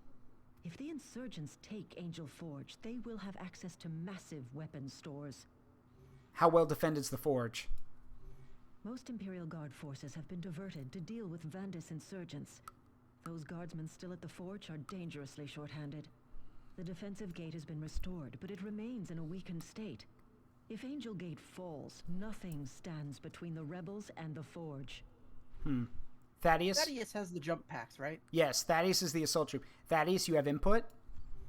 My assault marines are ideally suited for this mission, Commander. The invasion left that area a maze of walls and obstacles. Our jump packs will allow us to get across any blockades. That's why I'm bringing you, Thaddeus. Make sure you check Cyrus's equipment. We do have some we do have a grenade launcher. We do have some cool armor for him. Like, because he's currently wearing level 13 armor. We've got level 18 armor for him.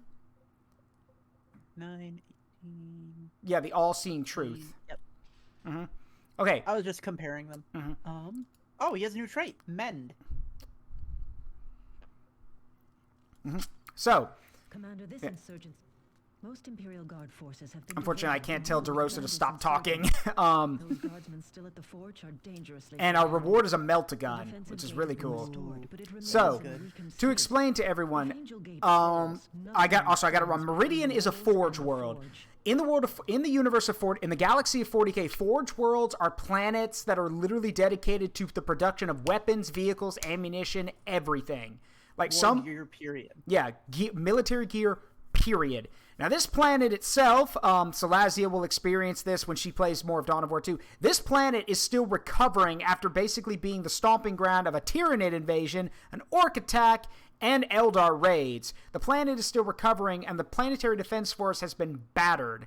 And now they're dealing with Orc looters and a freaking insurrection. So, it's a good thing we're on call to help. Also, Governor DeRosa, spoilers, Salazia, but I think it's actually pretty cool. Trust me, I don't care for spoilers. All that Governor, you can just say whatever. Originally in Dawn of War 2, she's Administrator DeRosa. But after the planetary governor flees the system to run away from the Tyranids, and she stays behind to help the Blood Ravens, she's promoted to planetary governor. She went from being a secretary in charge of under all these other nobles to running the whole damn planet herself. So she is in charge of this whole planet, like you said, which is awesome. Yeah. Yeah, like, I told a friend of mine, if you want women in power portrayed correctly, look at Governor DeRosa. Because there's literally a scene in Dawn of War 2 where Tarkus tells her, he was like, you took a real risk helping us. They'll hang you for treason if the governor comes back. And she says, the governor turned and fled the planet while you're here still defending it. If anything, it took me too long to realize where my loyalties lie. I'm helping you, come hell or high water. And Avitus, who's developed respect for her, says, I think she missed her calling. She should have been a sister of battle. It's just a little thing. But yes, I'm ready to go when you are. Okay, I am actually just going to step away for one moment. Oh, sure. I need to refresh my water because my throat is now killing me. Go ahead. So yeah, I will be right back. I'm just going to put this on commercial break real fast.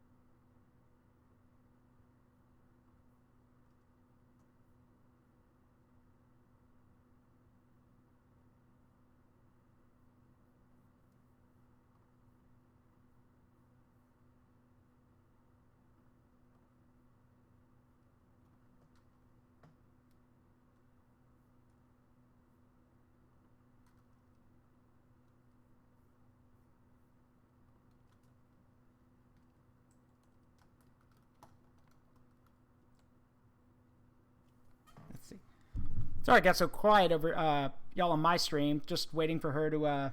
Oh, thank you, Dreadnought. I appreciate that. Just wait for Salazia to get back.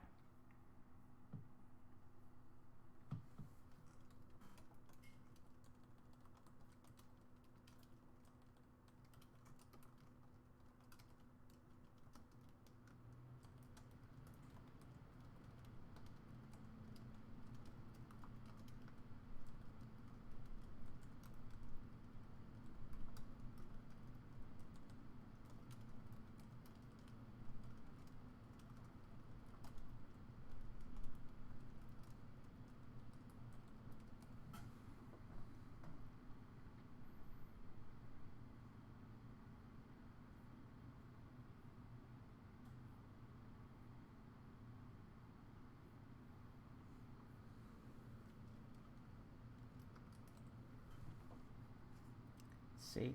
I hope y'all are all doing well. Over in my chat. By the way, if Fountain Stranger, if you're still here, let's see, I sent you a message. Don't know if you're still here or if you're online or not. She might have left. But yeah, I sent you a message. If you could give me your input on that as soon as possible, that'd be great. It's a business-related thing. Other than that, I hope you're all doing great. I'm glad. I hope you all are enjoying this stream. I've been wanting to do co-op with someone in this game for a long time because it's really fun to do. Again, this is another one of those RTSs. Well, okay, this is not an RTS. This is an action RPG.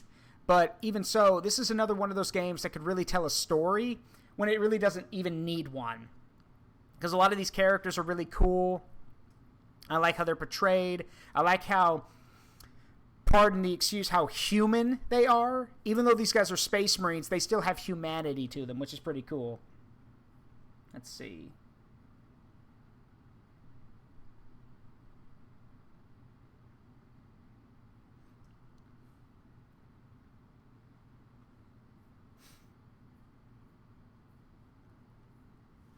But yeah, if there's other games you guys want me to do co-op with people, let me know. I'm down for a lot of things. I played Risk of Rain with Glaze, Gaz, Gobbo, and Take-Two, which I think that game's pretty fun. Not a fighting game person, so I can't do that. But yeah, and if y'all, over in Salazia's chat, if y'all can hear me, I'd love to do more collab stuff with Salazia. So if you've got any games that she plays that you think I might like, I'd be down for it. I'm not a Destiny guy. I tried it. Got horror stories about that. But yeah, I'm willing to try some stuff. Collabing is fun. So, let's see.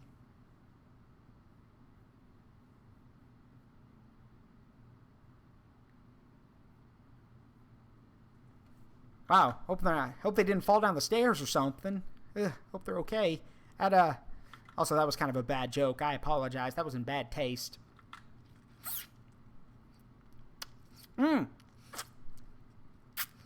Yes, Passive. That is definitely one Salazia and I will do together. We will play Deathwing. Space Hulk Deathwing is awesome, and I do want to try that. Also, if you're listening in on my stream, don't forget that Salazia is here, which means she too is subject to the whole enlarge and reduce rule. For those who don't know, over in Salazia's chat, one of my redeems is use the spell enlarge or reduce. You can shrink or grow someone's model or PNG. And if the model or PNG gets so big that it covers the screen or so small that it shrinks out of existence, I gift a sub. So, and yeah, I have had times where at this point, I think, Take-Two Action holds the record with 3 victories under her belt. Like, people love her, so. Wait, how long have you been there? I literally just sat back down. Okay, I was about to say, you've been listening in. How dare. I caught the tail end of that. Yeah. Like that. But yeah, Tay has 3 crowns on her head from people deciding, like, yeah, let's make Tay cover the whole gameplay screen. So. And I was also asking my chat and yours if there are any games that they think we should collab. Let me know. And Passive said, yeah, y'all need to do Deathwing. So. Oh, yeah. Deathwing, we were talking about doing Ultimate Apocalypse with one another. Yeah. Either against AI or just, against each other. Anyway, I'm ready to go when you are. I'm ready to go when you are. All right, let's roll. And this is where go ahead. No, you go ahead. You go ahead. This is the first mission where morality comes into play. So. I was also dealing with a PayPal thing going weird in the background. It's like, I don't know, PayPal's been weird lately. It's like you put in one amount and then you hit confirm and then for some reason it changes to a different amount. And it's like, excuse me, PayPal, I didn't say that. Yeah. That's double what I put in. Mm-hmm. There's a thing I commissioned from somebody that it's almost done, but I need to make sure the details are right. So I've been checking with Fountain Stranger, who designs Zaruk, designs Zaruk. So I need to check in with her and be like, hey, are these designs all right? So. There are orcs to kill. Also, one sec. Sure. So while you're setting while you're setting that up, I can explain. So this game does have a morality system. We won't. It does come into play in this mission, but we won't be affected by it till a little bit later, depending on how we act. But I thought it'd be interesting that we like, how active is your chat most of the time? Pretty active? Somewhat. Because I was going to ask, do you want us to decide, or do you want the chat to decide what morality we do? Ooh, boy. I would say that chat would probably need to know what the situation is. Right. I'll take that. Get him. Yep. Get him. Oh. Get him, Davian. Commando knobs. Uh-oh. And that's commando with a K. Because yeah. orc. Because orc. No, orc. O-R-K. Orc. Yeah, yeah. Orcs. Yeah, that's one battle cry, and then there's, here we go, here we go, here we go. Yeah, it's, they are, yeah, the orcs are the soccer hooligans of 40K, and we love them for it. Oh yeah, they're fantastic. The enemy is here. Greenskins in the hablocks. Oh, you got a grenade launcher, right? Use explosives. Yes, I do. Yeah, lob grenades into that little hab block bunker.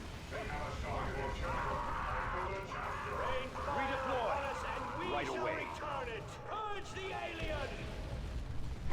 Or you can just, do that. I can punch it. Yeah, that works too. There's still a guy in there. Move on. Not Fuck for your bunker. Secured the location. He just flops Fuck out. your bunker. Got another one over here.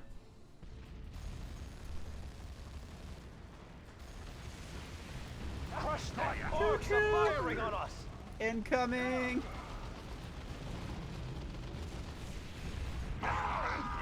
Fuck your building. Hey, careful, they got rockets in there. Also, do you have the ability that lets Davian, like, shut down all of his systems and heal? Yes, I do. Okay, good. Shield! They threw a bunch of grenades at us, so I put that shield up. Now there's rockets in there. Yeah, turn Davian into heal mode, quick! They got rockets. Yeah, there we go. Orcs are firing on us! Your orders, fall back to a secure position! Rain fire upon us and we shall return it! Yeah, I'd turn that. I wouldn't bother using infiltrate because with how much moving you got to do, you can't take the risk of bumping into somebody. And yes, fun fact, that is a in the old tabletop rules, if you had an invisible unit and someone bumped into you, it would like break your invisibility, which I think is hilarious. All right, we're gonna keep moving. We go down to right here, and then we swoop up. Okay. That sounds like an engine on my screen, so... Or no, it could be commando knobs.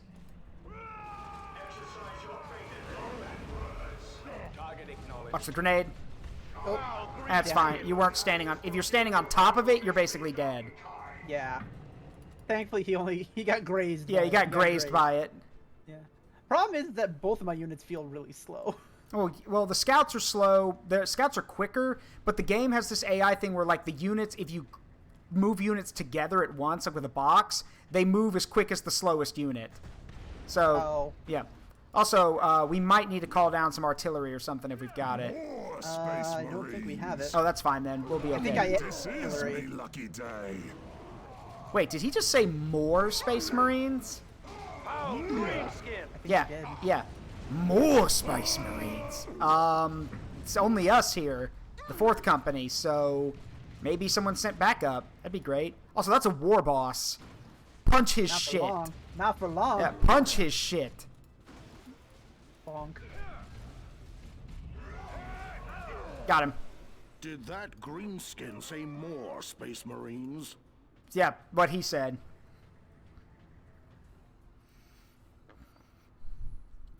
I do not like the sound of that, Salazia. What? More Space Marines? More Space Marines? I don't like the sound of that at all. Because it's only us here, so If they sent backup, great. Otherwise, I have questions. None of them have any good answers, though. Also, for those who can't guess, I'm playing coy. I know what's happening, but it's when you first play the game, and if you don't know what's going on, and you hear more Space Marines, yeah, that ain't good. That ain't a good sign. Choo choo. Fuck your cover. There's a truck over here. That's also truck with a K. 2Ks actually. Yeah. Oh yeah, with two Ks. Wait, do you know the Okay, do you know the orc joke about red goes faster? Do you know the thing about purple makes you stealthy? Yeah. Okay. The best part about that is that's a can. Yeah, that's a kill and a tank. Greenskin armored vehicles. Heavy weapons. Okay, so here's the best part about that. In the tabletop game, if you paint your orc vehicles red, they do go faster. Oh god, they brought 2 killer cans. Oh fuck. Oh, you got it. Oh fuck. That was a tank targeted my scouts. All right, pull him back. Just pull him back. I'll get the can. You send Davian after the tank. Already am. Your orders. Deploy melter bombs. It is done. There we go. Move on. Go into them. Ooh. Orcs are Davian, get out of there. Oh, he'll be fine. Target those orcs. Oh, sink kill! Sink kill! Yeah! That's okay, so that's really rare. It's very rare, but sometimes you'll get Commander, Uh-oh. Governor Hold DeRosa on. here. We are receiving a distress call from inside the defensive ring. We are under heavy fire from insurgent forces inside the perimeter. Heavy casualties.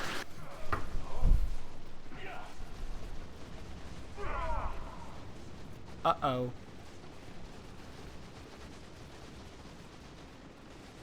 An allies' forces are coming under attack. Make yourselves ready. The Blood Ravens will be here shortly. Eliphas, the There is a Inheritor. command console inside the perimeter which you can use to lower the gate, Commander.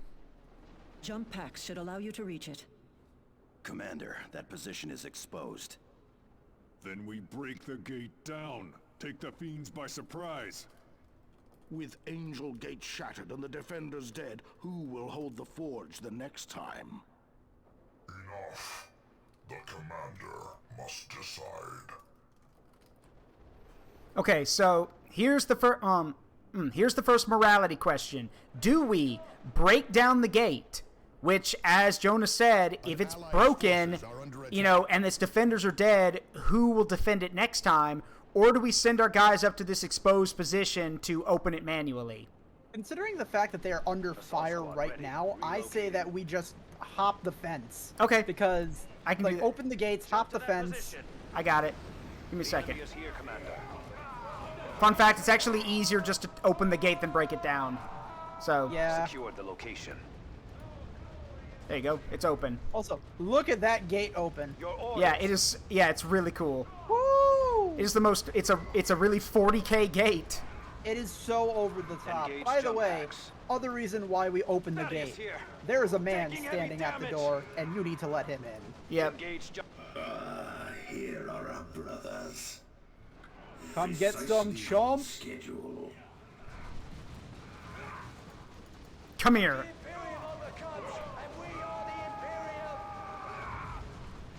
This way, my brothers. I'd turn your infiltrate off. You're about to run out of energy. We have encountered Chaos Space Marines. Understood. The Imperial Guard will hold them as long as they can. Must not let them escape. The Imperial Guard will hold them as long as they can. That's a funny joke. Yeah, as someone who... What's this button do? The enemy has incapacitated our commander. It just killed me, apparently. I'm sorry. I didn't Are you a dragon or a lizard? Which is it, real quick? Both. Okay, technically dragons are lizards. Yeah, you heretical dragon. I'm gonna hold you accountable for that later. We have our orders. Teleport Homer. What? Oh, a teleport. Oh, I can teleport reinforcements straight on me. Yes, straight on you if we need them. Yes. If we need them. Yeah. So. Or finer. So yeah, for those who are new to 40K, these are Chaos Space Marines. They are evil Space Marines, basically, and they follow the more evil than normal. Yeah. There's no such thing as good. There is no such thing as good in 40K. But I mean, they can see it on my screen. Y'all look on my screen, on my chat. Does that look like the face of a good guy to you? Look at that! Oh, look at that armor and that mask. Yeah, Salazia, click on the Chaos Space Marines before they die, so you can see their portraits. There we go. Yeah. Does that look like the face of a good guy? It is done. Move on. You know what? I'm just gonna move Thule up ahead. Okay. Simply because I feel like every time I catch up to you, you've already killed everything. Passive says heretical salad. Now, yeah. Yes, maybe that's something you should serve at your cafe. Heretical salad. Heretical salad. Thaddeus here. Aerial assault. Chaos Salazia is a more sickly green dragon who's doesn't follow health codes or anything in the restaurant. Or you see, this fish is 2 days expired. Yeah. So I guess that proves that Chaos Salazia follows Nurgle. I mean, technically, I actually like Nurgle the best out of all of them. So. Yeah. So why don't you tell your chat who Nurgle is? Grandpapa Nurgle. Papa Nurgle. So basically put, and here's the thing. I see both sides of the spectrum here for Warhammer. Nurgle is effectively the god of nature. Mm-hmm. And no, not the pretty nature that everyone's used to seeing on nature documentaries. No. Nurgle is the god of nature in the sense of change, decay, pestilence, and infantry destroyed. He is the one that his whole shtick for half the stuff going on is that he is effectively creating new diseases, contagions, plagues, etc., and spreading them amongst his people. And he's trying to, spread it across the universe. And he believes in the cycle of rebirth, and he believes life, that death, rebirth. Yeah, and he believes that death is actually a good thing because it brings new life. So, and unlike the other Chaos gods, he actually loves his followers. That's why they call him Grandfather or Papa Nurgle. So Papa good Nurgle. to see you all again, Blood Ravens. I remember well our sparring on Cronus. That's a Dark Crusade reference. Oh no! That his old friend Eliphas is anxious to see him again. Tell him yourself. Captain Thule's right here in the Dreadnought. Close on the enemy's guns. That is a Chaos Dreadnought, and unlike actual Space Marines who are put in their Dreadnoughts because they barely survive something, no, anyone can get shoved into a Chaos Dreadnought, and nobody wants it because Chaos Dreadnoughts actually hurt the people inside. Like Chaos Dreadnought guys actively want death. If you get behind the Dreadnought and throw a debt charge at it, or do this. I'm 2 steps ahead. Okay.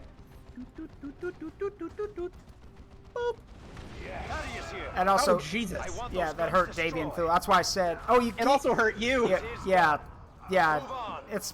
Again, the heresy is strong with this one. Okay, look, I do not know the yield or the circle of the blast radius of these things. That's why I said throw a debt charge. Yeah.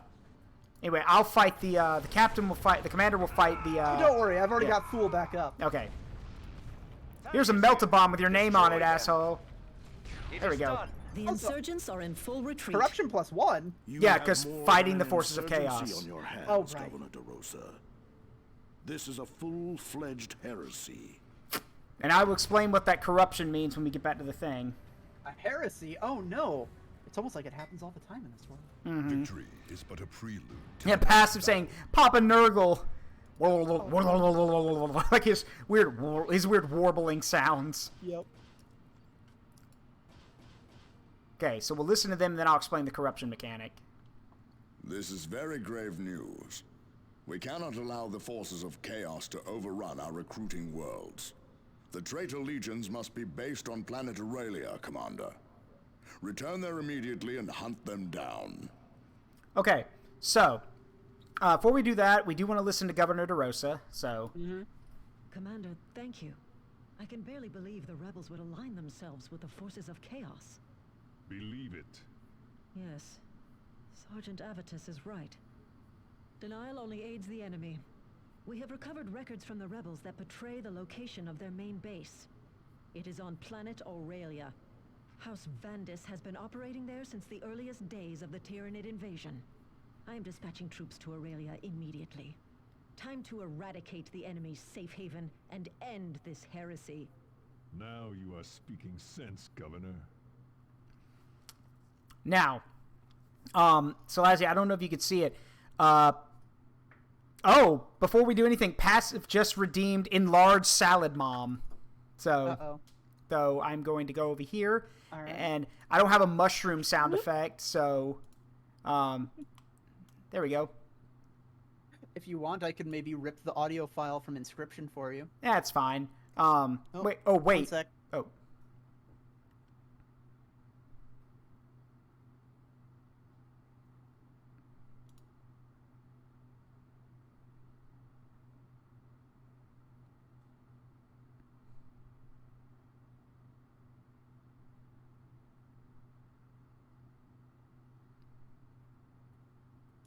Got really quiet all of a sudden. Let's see. I'm gonna go ahead and do this. Let's see what we got.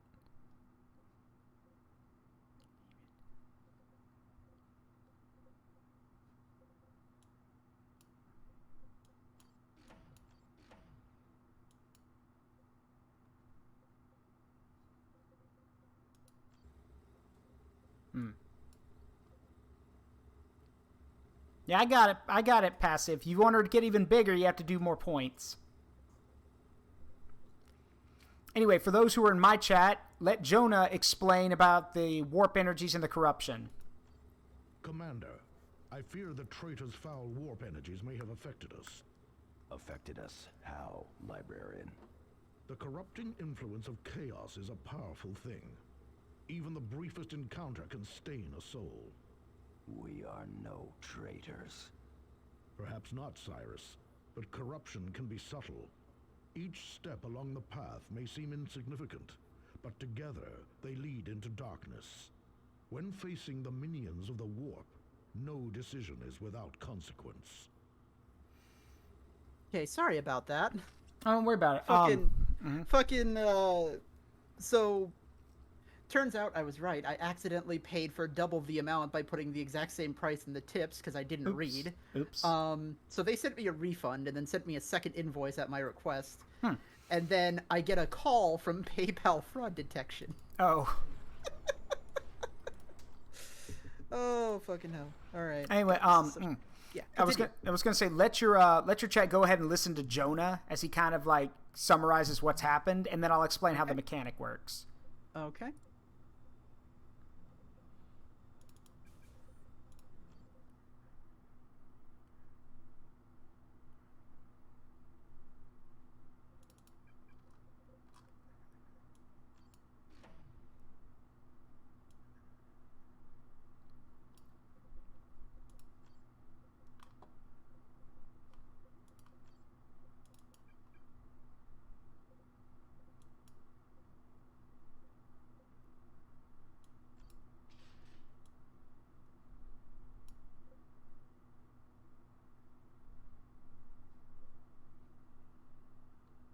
Pain.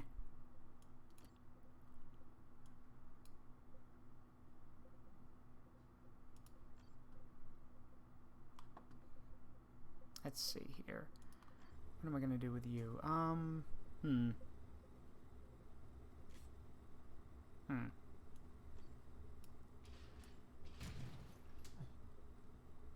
You back? Yes, I am. I am fully back now. Okay, so here. So, as both streams have heard by now, Jonah has basically explained that, yeah, there's something wrong with the stuff we picked up and from our experiences fighting them. Here's the deal.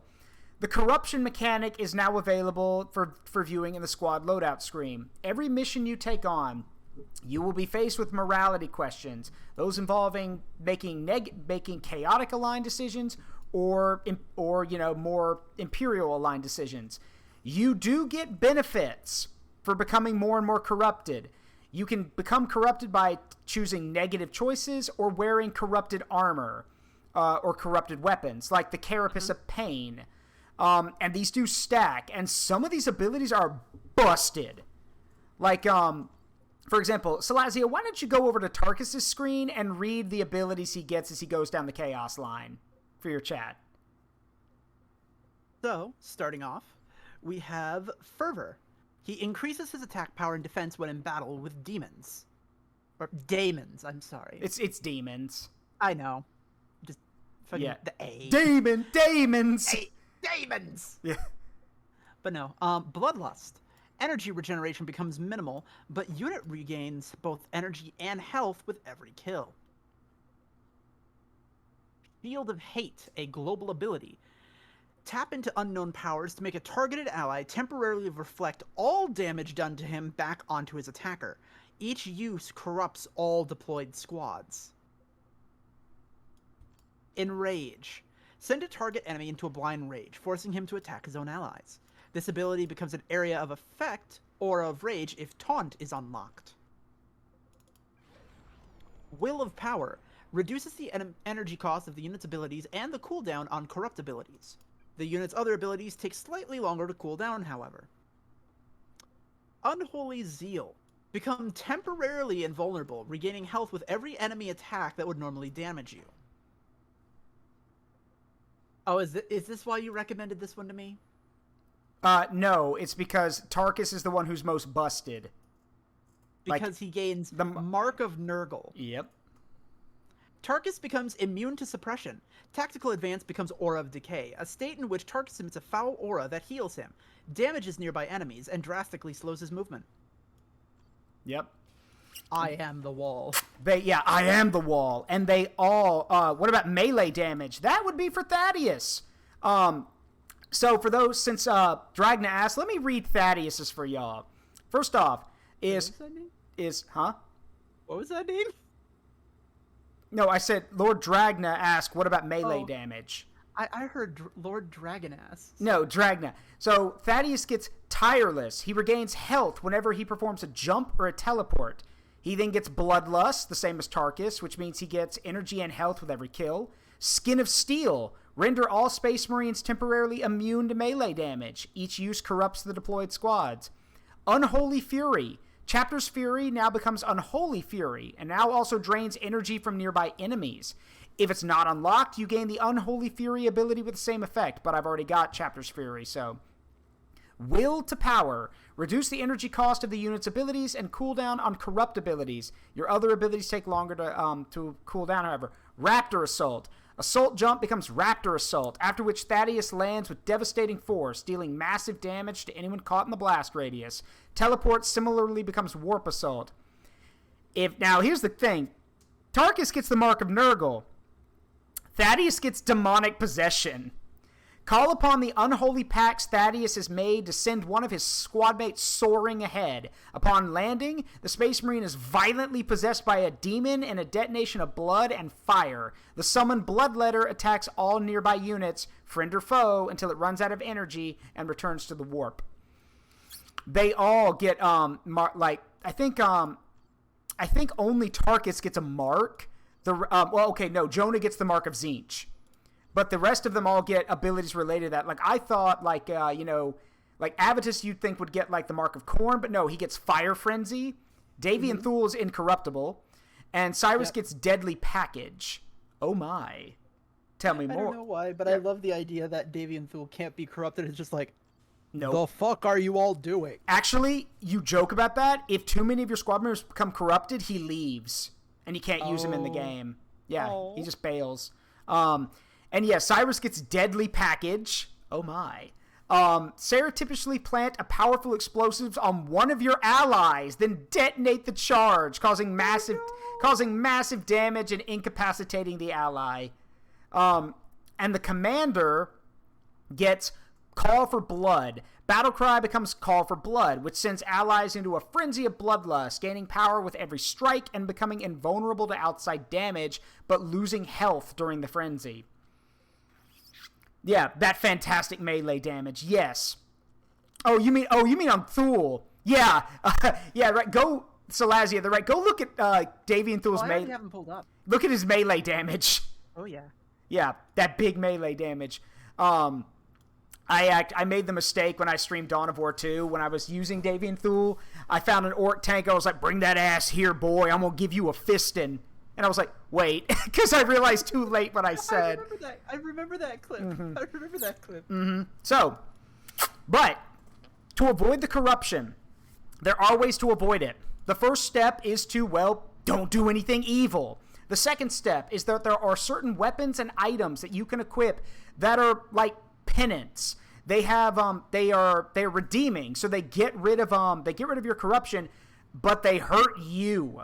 For example, there's Oath of the Crucible, which I have up, which is redeeming item. You get rid of 1 point of corruption when it's equipped, and you get 10 health, but you receive extra damage when you're hit by ranged weapons. There's also one that, you receive extra damage in melee. But the trade-off is that, yes, they get rid of your corruption. And there are certain pieces of weaponry and gear you can only equip if you're not corrupted. And of course, we do have a new thing called the Oath of Penance down in our expendable items. The Oath of Penance removes 8 corruption.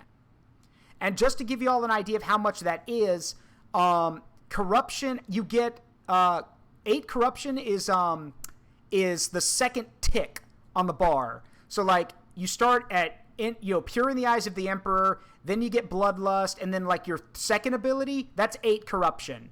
So if you wanted to play, fast and loose, maybe embrace a little bit of chaos here and there, you could do that and then use this Oath of Penance and then remove the corruption. So, yeah. Yeah. Hi, Siegfried.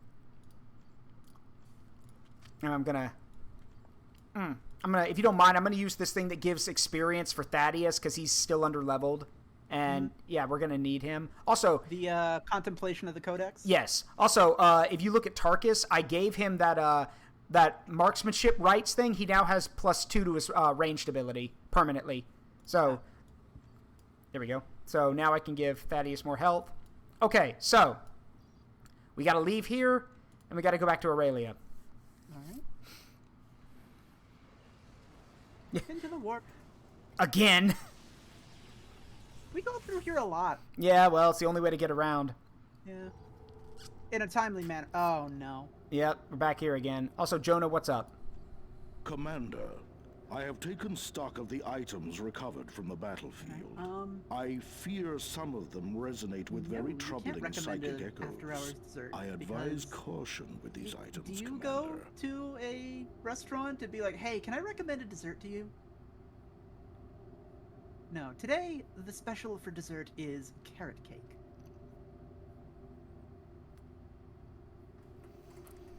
Full disclosure, I'm one of those guys who never liked carrot cake. It's weird. I never got into it. But no, then I get it. Yeah. Like, it's a very distinct flavor. Mm-hmm. So, I am going to go ahead and show my chap the mission.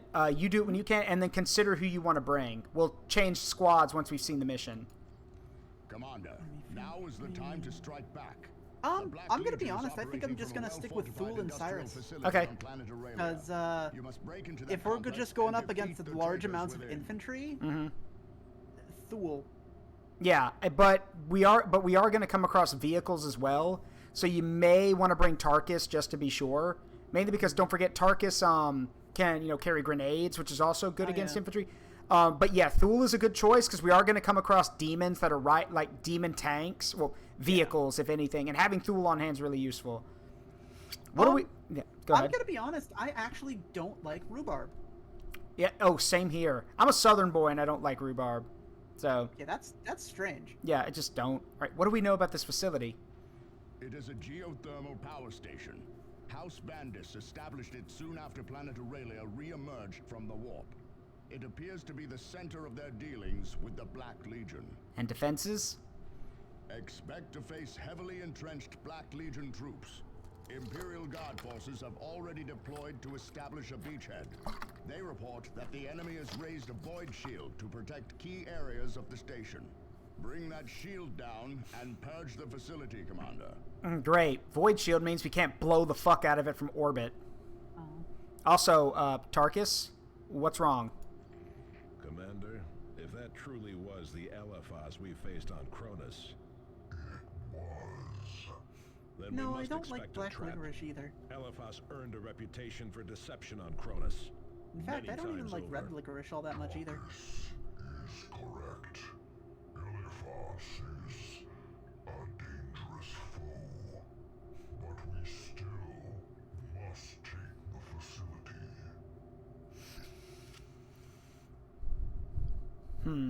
Okay, I'm going to bring Avitus instead of Thaddeus, because we're going to need the heavy weapons. Also, I don't know if you've seen... Oh, sorry. I'm thinking I'll leave... I think I'll leave, Cyrus behind for this one. I don't know if you've heard the conversation between, with Davian and Tarkus. Oh, I did. Okay, here's the thing. They're not joking about... They're not, like, hyping that up. In Dark Crusade, which, for those who don't know, Dark Crusade is the second expansion to the original Dawn of War. In Dark Crusade, Eliphas was perhaps one of the most terrifying guys to fight against. Sure, the Chaos Forces weren't that bad RTS-wise, but attacking the headquarters of Eliphas was scary as shit. There were a ton of traps, there was a ton of stuff that could go wrong, and yeah, like he said, he's earned a reputation for deception many times over. And yeah, here's the thing. It's even worse in this game because he's working with the Black Legion. In the last game, in Dark Crusade, he was a word bearer. You know, one of the holy Bible thumping guys. In this, he's working with the Black Legion, which is worse.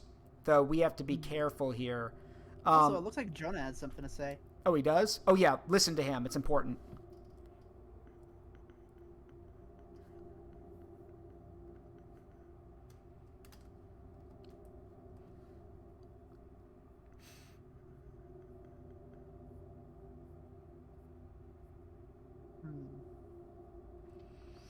What he means by the psychic echoes is that if you read some of the descriptions for some of the weapons and stuff, there's something not right about it. Case in point, if you go to the loadout, go to the armor and look for the Carapace of Pain and read what it says. You'll figure it out. It's kind of scary, honestly.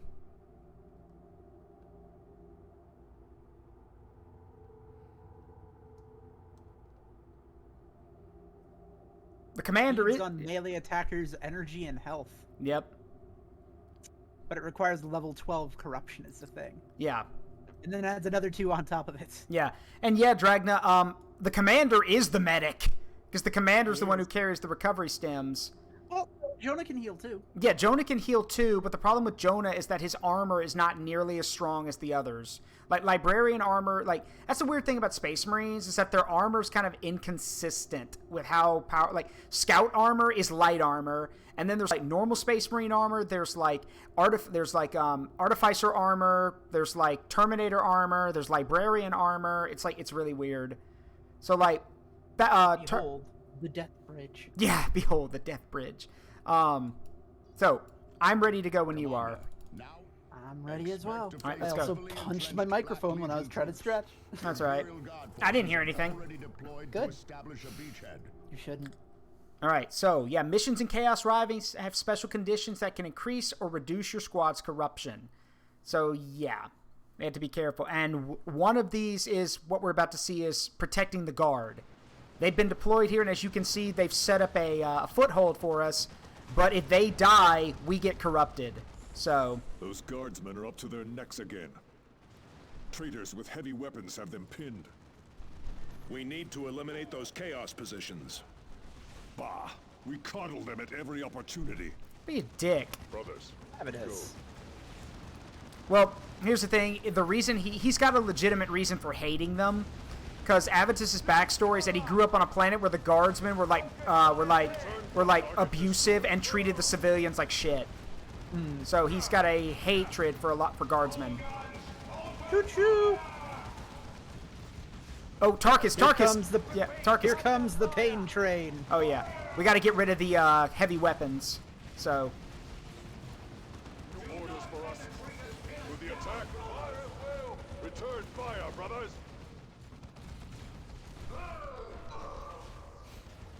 Focus fire there. It's cover. Come on, big guy. Demolition tactics, brothers. Smash this damn engine. Allied infantry are dying. We must right. support them. Fire at will. Withdraw. Fall in, men. It's time for war. Alright, I'm gonna get this guy over here with the gun. Focus fire there. Now you are a devastator, brother. Can you imagine how terrifying that would be? What? Just being in a tower and all of a sudden you basically see a sedan on legs walk up to it And start punching the tower? Yeah, I'd punching the fuck out of it. Yeah, I'd be scared too. Also, you may want to set Davian to heal because he's not looking too good. Yeah, I was thinking that too. Mm-hmm. Oh. Blood Ravens, good to have you here, Commander. Hey, Sergeant Merrick. Report, Guardsman. Yes, sir, of course. The enemy is heavily entrenched and holding the entirety of the facility. From what we can tell, we're facing large numbers of Chaos Space Marines as well as Vandus heretics. The enemy's raised some sort of powerful energy shield around the central portion of the facility. Auspex scans show a power station to the north, Commander. The shield must be drawing energy from there. We will take that station then. We've managed to establish a field command here, but we've yet to push any further. Alright, we gotta leave him to that. Our objective is here first. Our ally is losing forces to enemy fire. Right. So this way, up the stairs. I'm gonna at least capture this right here. Yeah, go ahead. I'll clear the way up ahead for a minute. Cutscene. Yep. Barrage incoming! Oh, Jesus. Find me that damn mortar battery! No! My Marines! Yeah, that's... Commander, coordinates are being relayed through a communications array north of here. The traitors are using that array to guide the artillery. If we take it from them, we can silence those guns. Yep. This is why... long unless you do, Commander. Which is why... Move up and hold that position! Careful. That's leading you to more... That's like the heaviest concentration of enemies up there. New orders for us. Use the Devastators under enemy attack. We are their doom. I am making a hole. Yeah. I need you over here when you get a second, though. Yep. I'm just trying to make sure that I capture this first and foremost. Yeah. And okay. Return fire, brothers. To the fallback position. The enemy has claimed one of our battle brothers.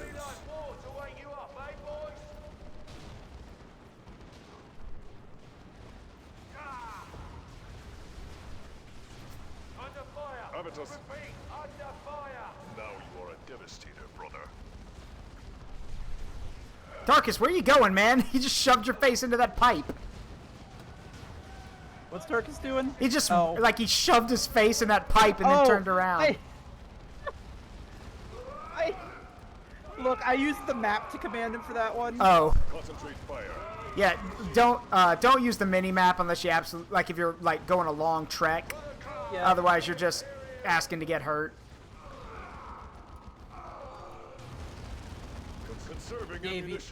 Davian's currently healing. Yeah, that's cool. But yeah, no, I took out those two bunkers and they should be fine from there. Yeah. Don't worry about this one that's shooting at them now. Like, we can't wait for it. We gotta keep moving. Yep, here comes Papa Thule. We must support them. Where's Tarkus? He's up here with us. Devastators under enemy attack. Fire at will. Okay. Where's the pain train? A little slow, but that's what happens. He's a tank, so gotta keep moving. An ally's forces More Marines. are under attack. the longer we take, the harder it's going to be to get there. And we're, yeah, the guardsmen are taking more damage, so we got to keep moving. Because, yeah, if we lose that HQ, we get corruption, so... Come on. Come on, Thule. You can do it. I believe in you. Okay, I think, I believe you can, I'm going to have to check. I don't know if he can smash those tank traps aside with his abilities, or... he can. Here he goes. There we go. Choo-choo. Get him, son. Quick. So I do have a question for you. Yeah. If you could make your own Space Marine chapter today, what would they be called?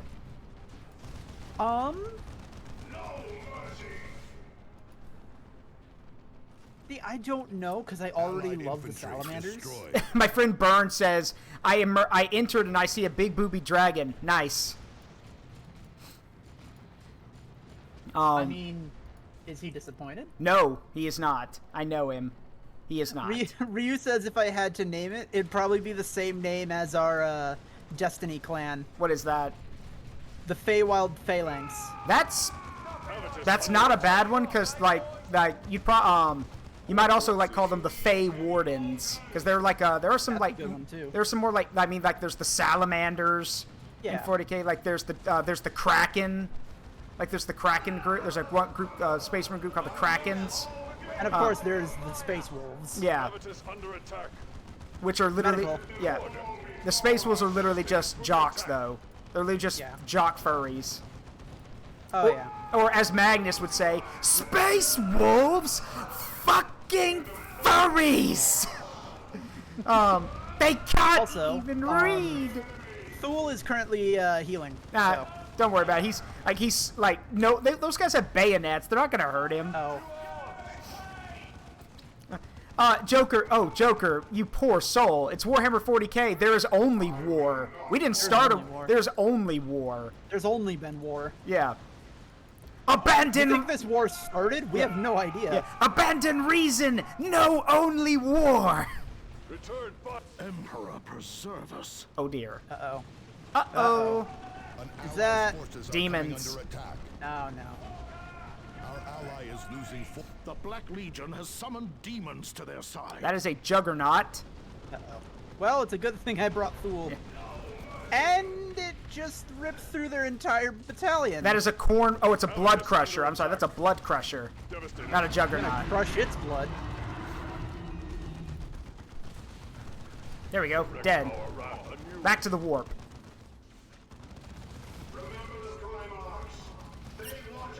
This is the second one. Burn, you have the first one. This is the second one. I swear I'm fucking hearing things now. What are you hearing? People knocking on my door. Shit! Run! Run! That's an artillery strike. Like, if you hear that hissing sound of, like, smoke... Find it. Yeah, find it and move. No, just run. Just run away. Like, if you don't see it if it's not in the general direction you're going, just keep running away from it. Don't look for it. Just run in the direction where it's not. But here's the good news. Once we take this tower up here, we can do that. Secured. We can start dropping artillery on people. Alright, let me go and get this guy. That's a Havoc with a... Is that a las cannon? Or yeah, it's a las cannon. Ooh, there's a lot of dudes coming. Yeah, just use your fisting thing, whatever it's called. Punch the ground. Yep.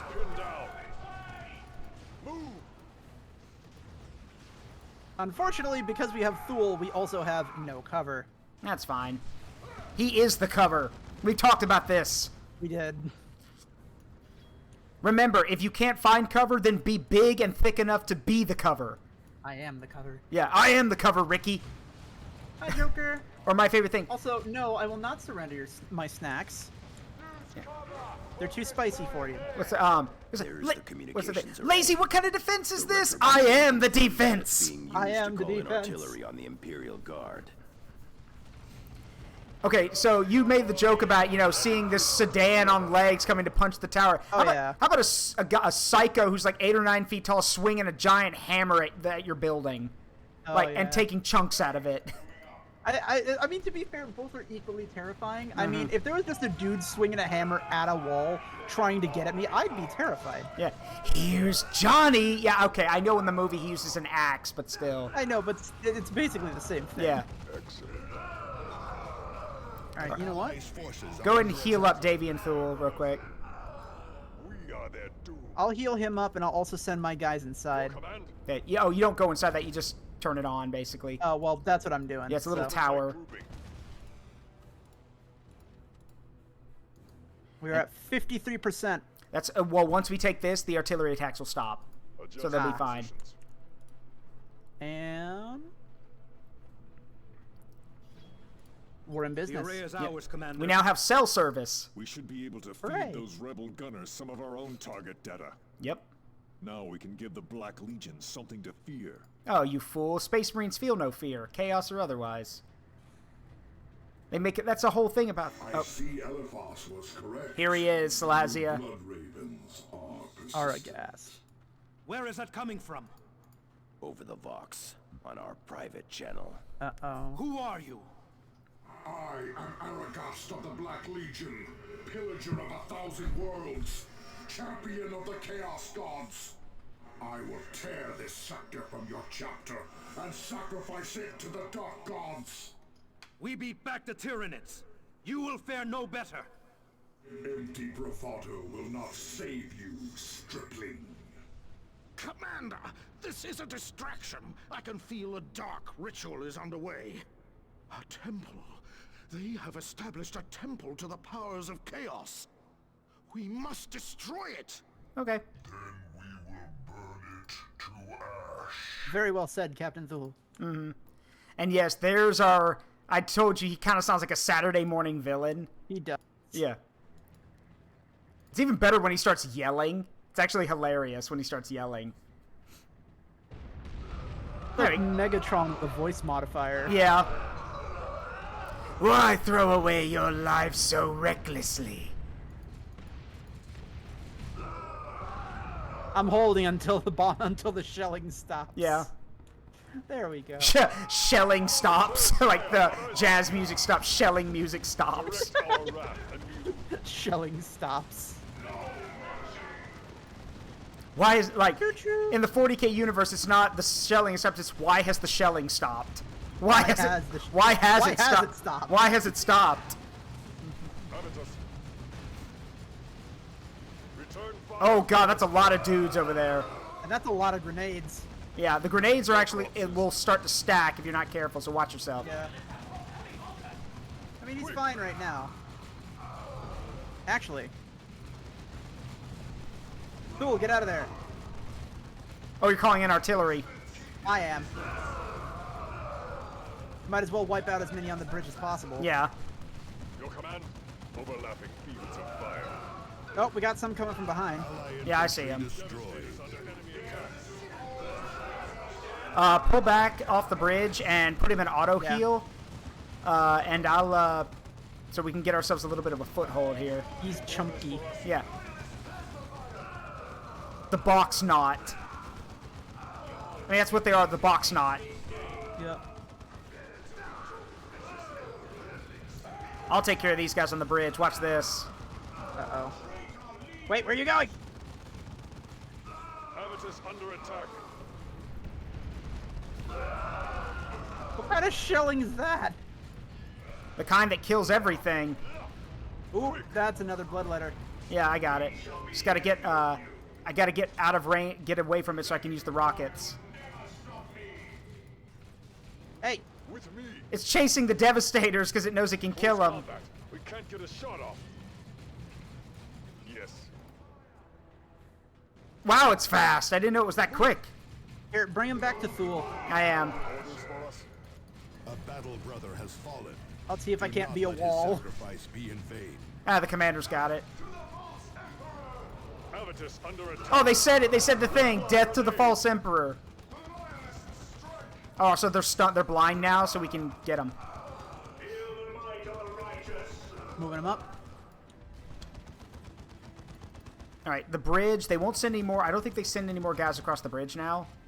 Even so, I'm sending Fool first anyway. Go ahead. So. Another enemy crushed. This reminds me of the probably the one of my funniest things I've ever read in 40K, because 40K doesn't have a lot of humor in it, but there are some moments in the books or in the lore that are actually pretty funny. And my favorite is when the Crimson Fist chapter master. Hello. Oh yeah, that's a Chaos Dreadnought. Let's deal with that. The Crimson Fist chapter master Pedro Cantor is about to go up onto the roof of this building and fight a orc war boss, and his a friend of his who's like his second in command is like, pull back, Tarkus is getting jumped. Yeah, I know. I'm trying. The second in command is like, Chapter Master, I'm going with you, and he had just recently gotten his arm chopped off by said war boss.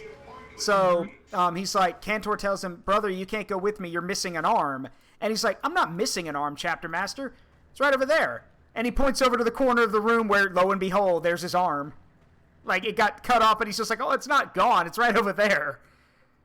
And Pedro found that so charming. Cantor was like, all right, fuck it, come on. He's like, fine. If you're going to be smart-ass about it, let's go. Also, Tarkus is all the way back there because I hit X by mistake. Yeah, it's fine. He'll just have to fight his way past these guys right here. But it's only like 3 dudes, so not a problem. Right. I got some more medical supplies for us, so we just need Tarkus to come up here. I mean, they've got 2 while we're sitting here. Mm-hmm. What's up? Get a Fool just a little bit more health. Yeah. There, with the plasma gun, he dies first. Frag.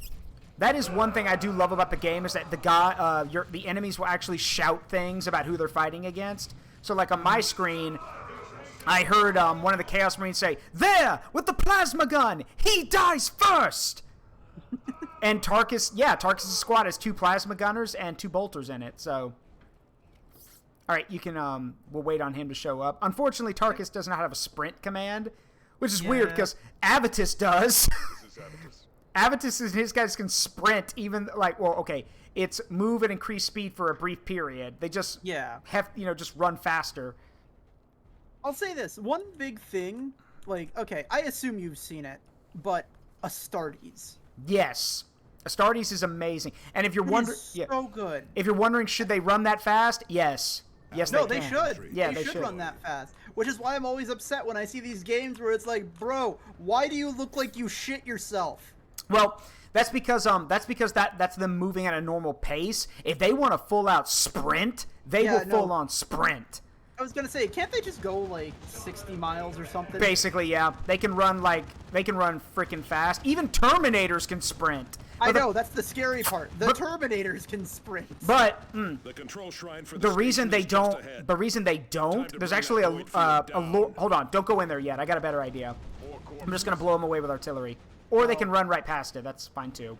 So the reason the Marines don't sprint is they do, but the reason they don't sprint more regularly is they actually explain it in the books and in some of these stuff. It's because when they can move, no problem. They can run really fast, but the problem is stopping. Because once it is a lot of weight and a lot of momentum. Yeah, it is hard to stop. So they if they only sprint if they have to. Instead, like in Astartes, they move at that kind of like that galloping trot. So they can actually stop. Yeah, so they can actually stop. Of course, stopping isn't a problem when there is a pile of meat you're aiming for in the first place. Yes, but if your target is say the building behind the pile of meat, you'd rather not go through the pile of meat and then into the building. Because you don't know what's in it. And besides, there have been numerous things I've read in the books and even some of the lore. There have been some moments where Terminators have decided to sprint and they run through one wall of the building, keep going, and then go through the other wall of the building before stopping. They literally go through the whole building and then they're like, whoa, wait a minute, I'm supposed to be in that building. There's even goes through it, doesn't even realize they've gone through it. Goes through building, goes through one side of building, goes through other side of building without explaining why. Cutting power to the void field. But I think my favorite thing that I've read about Terminators is that there's a book about the Dark Angels where they're investigating this old rundown town, and as they're walking, like the one of the, it's like a squad of guys, and one of the sergeants is like, Commander, oh, hold on. That relay did more than just transmit target coordinates. Ooh, did it now? There's a recording. The access codes for Battlefield Bomb. Use them to ambush my battle brothers like you did with the distress signal, and our agreement is over. What was that? Someone betrayed us! So, the Dark Angels basically are moving through this old wooden structure, and, crap, those are turrets, hold on. I'll get rid of them. Stay back. And while they're walking, one of the sergeants makes a mention, he goes, be careful, the floor here looks unsteady. And the leading guy takes one step, and this wooden floor gives out from underneath his armor. And so, like, he falls, like, 20, 30 feet down below. And the captain says, what was that noise? And one of the guys in the squad is like, apologies, Captain, but Sergeant so-and-so just discovered that wooden floors and Terminator armor don't go well together. And everyone gets a chuckle out of that, except the sergeant who's down below, who's like, can you guys get me out of here? And they literally have to call for, like, specialized equipment to come and lift him out because he's 30 feet down in Terminator armor. Sir, the Rhino has tipped over. We need the forklift. Yeah, we need the... He goes, you are the forklift, idiot. Just flip it. Heretics enacting some dark oh, yeah, we need to stop these guys. They summon demons. Yeah. Destroy just them. Just run up to a bunch of... Yeah, do that. Yeah, do that. Alright, got one. Return fire, brothers! To the fallback position! Allied infantry are dying. We must support them. Ooh. Ooh. Did I stop it in time? As long as they don't get, like, all of the guys summoned at once, we only have to deal with bloodletters, not a blood crusher. Ah. Alright.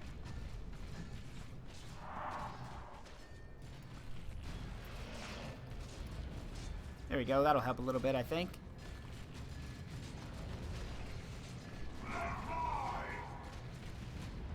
Oh, also, these little spike tower things, crush those. They spawn enemies. Yeah, they spawn guys. That's one. Oh, Davian Thule needs to get back. He just took a rocket, and he's not looking too good. Oh, wait, that's why. There's a fucking bunker here. Yeah, it's not the machine gun, though. It's this rocket guy. I got him. Don't worry. I'm calling in something special. Okay. Bunker's down. Okay, here's... Do me a favor. Once we smash these towers, just pull back. I'm going to call artillery on this thing. Because this is a pain in the ass. Is losing forces to enemy fire.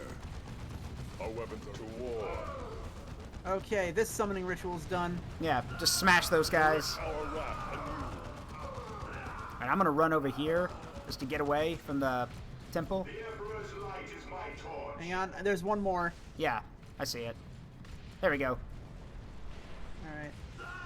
Oh, that guy. Oh, those guys have las cannons. That's not good. All right. Take cover there. Pulling back. Okay. Just move Davian right over here. Send it. Okay. The Black Legion has summoned demons to their side. No. Really? Here it comes. I don't know how much damage this will do. Return fire. Don't worry, Thule is out of the way. Okay. In fact, after he kills his bloodletter, he's healing. Okay. Avatar through the attack. Not enough. All right. We'll just send Thule. Send Thule and Tarkus after it. We're a little distracted. Well, no, I've still got 3 artillery strikes. Oh, okay, then keep dropping artillery on it. There we go. Burns and falls. There we go. Well done. No. Wait. Ah, the warp! What is it, Jonah? Speak. The walls between reality and the warp are thinning, breaking. Commander, we must get to the retribution immediately. Cyrus to Talon Alpha. Emergency extraction. Devastator's under enemy attack. Target Ally infantry destroyed. I think we get a cutscene here. This victory after this will screen. long be remembered in the halls of glory. I don't know why, but I always sit here questioning, how do they retrieve a Dreadnought from the front lines? They send down Thunderhawks to pick it up. I don't know why, but I just imagine it being like... You know how a bird kind of swoops down and grabs stuff with its feet? Yeah, you'd imagine they grab it like that. Yeah, basically. There's just like two magnetized, like crane hooks that just drop out of the bottom. That is literally how the Primaris Primaris scout units deploy. It's like they literally maglock themselves to like they have their own like weird walker that's kind of like a Dreadnought, but it's piloted by a living Primaris Marine. Oh, what? We skipped the stats. Okay. Yeah, sorry. It's the also, cutscene.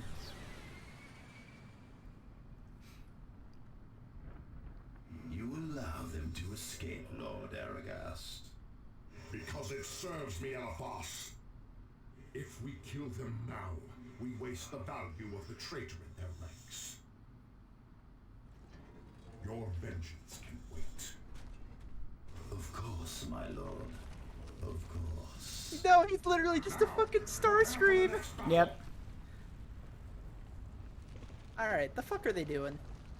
They are literally opening a warp rift on the planet. No. So you can look at the planet. Oh no. Black Legion forces are attacking our scouts on Calderis and pillaging our assets on Typhon. I'm relaying details to your planetary... Hey, Heretic, welcome. You must put an end to these raids. Maintain absolute secrecy about this mission. Announcer Heretic. Angelos out. Okay, so... Here's the thing. I know, it's just just funny. I know. Like, we're sitting here playing this. Heretic? Yeah. So, go ahead and listen to, oh, hold on. Okay, let me listen to what Governor DeRosa has to say. Commander, Governor DeRosa here. Vandis and Black Legion forces have taken Spire Legis. They have erected artillery batteries and emplacements that make a large-scale assault impossible. We could use any aid you can provide, Commander. Okay, and Avitus, what's up?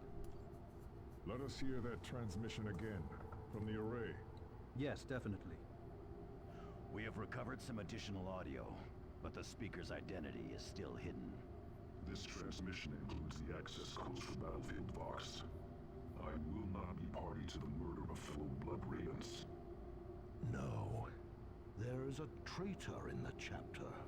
We now know how these heretics lured us to Aurelia with a false distress signal. And how that Chaos Dog could taunt us over our Vox channel. I will kill this turncoat with my bare hands. Assuming we can uncover who he is. Yeah, I'm doing well, Heretic. I think Salazia is doing well. Heretic says they're just dropping in briefly to say hello and that they hope we're both having a wonderful stream. We are. Okay. Things are going great. Okay, so yeah, they're literally trying to open a warp rift on the planet.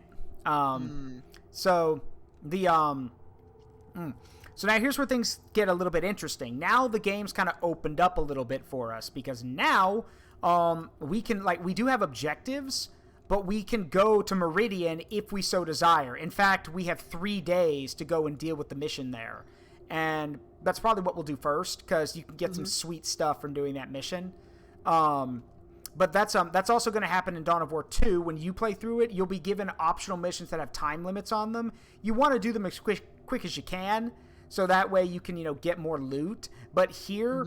there's a bit of a catch. If you ignore them, in the previous game you could ignore them. Here, if you ignore them, they have ramifications. So it's best not to ignore them. If you can complete them, do it. Do it. Do it. Yes, do it. Let's see. I'm trying to think. Failed the mission? Blew it. Yeah, blew it. That whole bit with Danny and Aaron. Screw it. Chew it. There you go. He was the traitor? Knew it. Knew it. Oh, by the way, why don't you go check our expendable items and check out the thing we just got? Huh? The first gift of the artificers. Yeah, so what this does, let me explain. What this does is that whoever you have selected, when you drop this into the librarium, it will give you a weapon or an item. Now, here's how it works. If it's in brackets, that means it's that would only work if the person was wearing Terminator armor. So basically, you drop this in, and yeah, you get a unique item. So you pick. Ooh. Because what you want to do is you want to save the last gift to the Artificers for the commander. The last one you get near the end of the campaign, you give it to the commander. But the first and second one, yeah. Oh, and Heretic says, before I go, make Salazia a bit juicier. So yeah, you get even bigger now. Also, my surprise is 0. Yeah, also, it's funny that he says that they say this right when I enlarge you. Says broken chair, glue it. So yeah. I'm a nice host, so you pick who gets the weapon. So I'm going to say, and Tarkus just got a new plasma gun, so yeah, I'm gonna say Avitus. Okay. So what okay, so frankly, that assault cannon sounds really nice. Okay, that would be if he had Terminator armor. So we gotta wait for a bit. Because Terminator armor's that stuff I said was broken. So right, we gotta repair it still. Which, hold on, I think, can we yes, actually. Okay, we can actually do that now. So how much longer do you have in the stream? We're hitting about hour 3. Yeah, same here. I think we could go for anher 2 hours if we needed. Sounds the only thing I'd say is just, breaks every so often. I've got enough time for about probably another hour and a half or so. So so here's the deal. We can go to Meridian has 3 days left on it. That basically means we have to do within 3 missions basically. So we have to go there. So go to the map screen if you want. It's the top left, the star map, and you can look at what's available. We have we do have a thing on Calderis where we can get the Blade of the Unrelenting, which is a epic level weapon, by the way. That's what the purple text means. If it's purple, it's a epic level weapon. On Typhon, we can get we can go and rescue Martellus, the Tech Marine, so we will get our Terminator armor back, or we can go to the Meridian mission and get some more stuff. I'm gonna look over. Let's hit up. I'd say.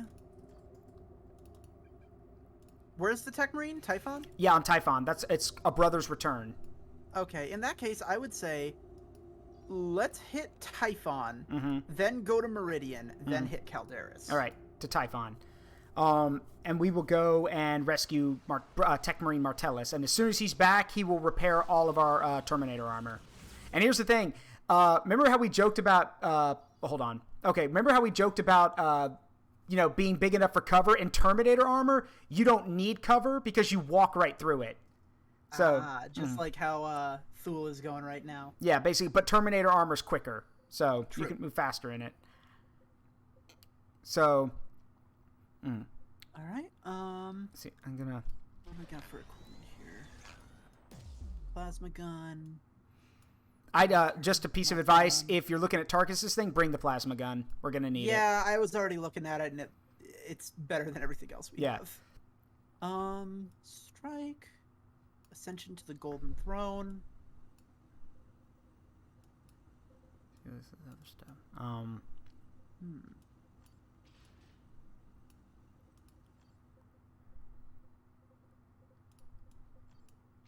Bring that along. Okay.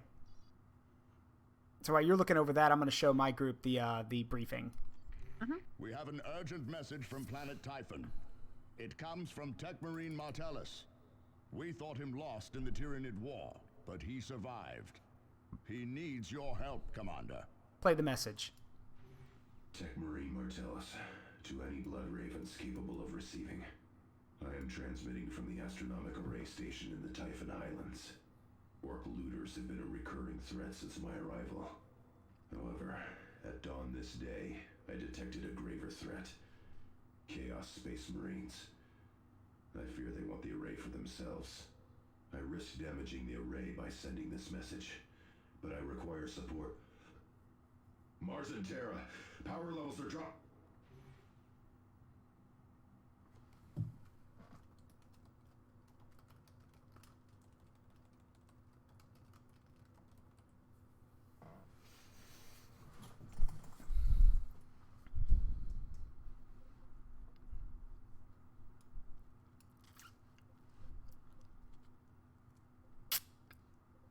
You ready? I'm playing the message. Oh, sorry.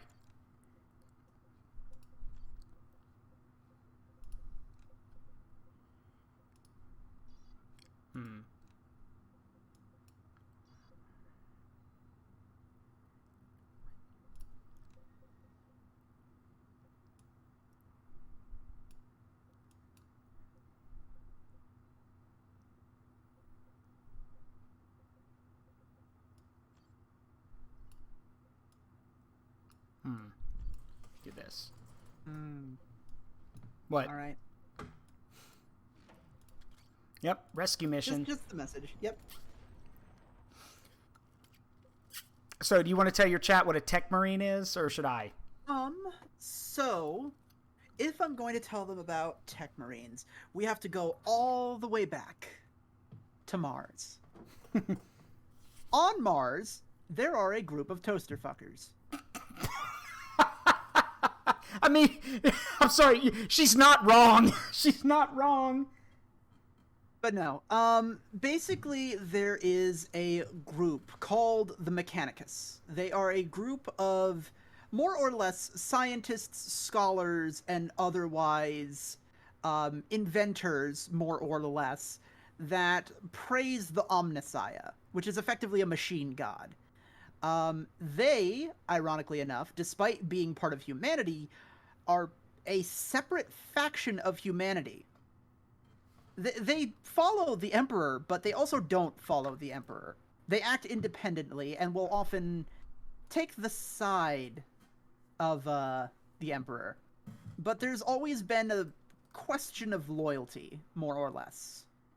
Sometimes it feels like they're on our side, sometimes it doesn't feel like they're on our side. Point is, a tech marine is when a space marine goes and joins the Mechanicus. Big thing about the Mechanicus is that they are very much technophiles. They are very obsessed with becoming quote-unquote perfect by replacing as much of their flesh as possible with machinery. Of course, under the Emperor's rules, or, you know, the Codex's rules, there still has to be a human element in there. So as a result, there are also things called servitors that they make, which are basically robots that are powered by human brains. From the moment. Yep. Actually, hold on. I think you've probably seen this already, but I think it works. From the moment I understood the weakness of my flesh, it disgusted me. Oh, hold on. Let me instead of playing that for your chat, let me get the transcript for it. No, you don't understand. There is a picture. Oh, I need to find it. There it is. I think I found it. There is a... So here's the thing. That quote is so fucking memed upon. Yeah. By the community. I'm sending it to you now. Oh boy. Yeah. Okay. So for those who don't know, the quote is, allow me to channel my inner tech priest here. I even have to. Would you like me to? No, I think I can do it. Let me just get let me get my dour expression on my model. See, let me get this thing right here. So, 1 second. Don't need that. All right. From the moment I understood the weakness of my flesh, it disgusted me. I craved the strength and certainty of steel. I aspired to the purity of the blessed machine. Your kind cling to your flesh as if it will not decay and fail you. One day, the crude biomass that you call a temple will wither, and you will beg my kind to save you. But I am already saved, for the machine is immortal. Even in death, I serve the Omnissiah. There we go. That is literally the intro, word for word, to the Mechanicus video game. And it is like, there's, what's that word? There's this thing called, Like, what is it? It's like a mix of like of cheese and awesome at the same time, which it is. And yes, that quote is memed upon, that phrase, from the moment I understood the weakness of my flesh. It disgusted me. Yes, it is so memed upon, but come on. It's like, why? And yes, I've seen a ton of them. I've seen people like, getting cast. I've seen one guy lifting weights while he's got a bionic arm. It's like, it is there's so many of them. So, all right, I'm sending you one more and then we continue. Oh boy. All right, let's see this other one. You know what? You want to know what the funny thing is about that? That's pretty close. It's pretty close. And the other funny thing is that if you showed one of those to an actual tech priest, they'd probably give you a whole fucking planet. Probably. Because that's the thing, and I think people don't understand this. So here's the thing. The Emperor and his Imperium of Man has not always been the absolute power. In fact, it still isn't. It used to be, and then it fucking fell apart. Horus, we like to call this the Horus Heresy. Blame Erebus. Yeah. Either way, the Empire once spanned thousands of planets. Millions of planets. Millions of planets, I'm sorry.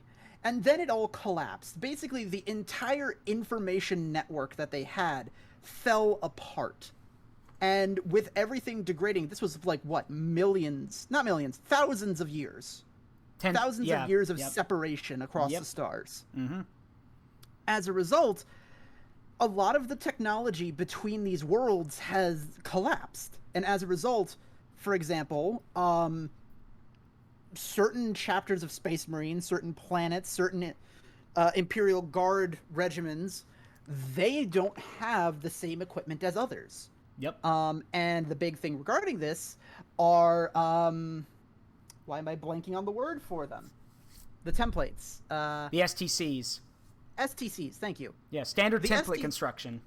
Yep, so basically they have fabricators that allow them to build just about anything. The catch is that they need the blueprints to do so. Every world has their own unique blueprints, and some have effectively relic blueprints that have been lost for centuries, millennia. And there are certain planets in the Imperium that are the only ones that can make something, because only they have the STC for it. Exactly.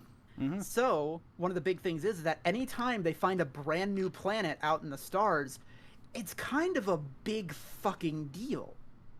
You could discover an ancient, long-lost technology that could completely change the outcome of a battle. Mm-hmm. For example, isn't that what happened with the Lehman Russ? Correct. The Lehman Russ tank was so way back in the age when the Imperium was like during the height of before the heresy and everything, the Baneblade. Like if you've seen anything related to 40K, you've probably seen the Baneblade super tank. It's like this massive tank with like 11 guns on it. And if you've ever seen the joke, "Drive me closer, I went to hit them with my sword," that's usually related to the Baneblade. Back when the Imperium was at its height, the Baneblade was the standard tank.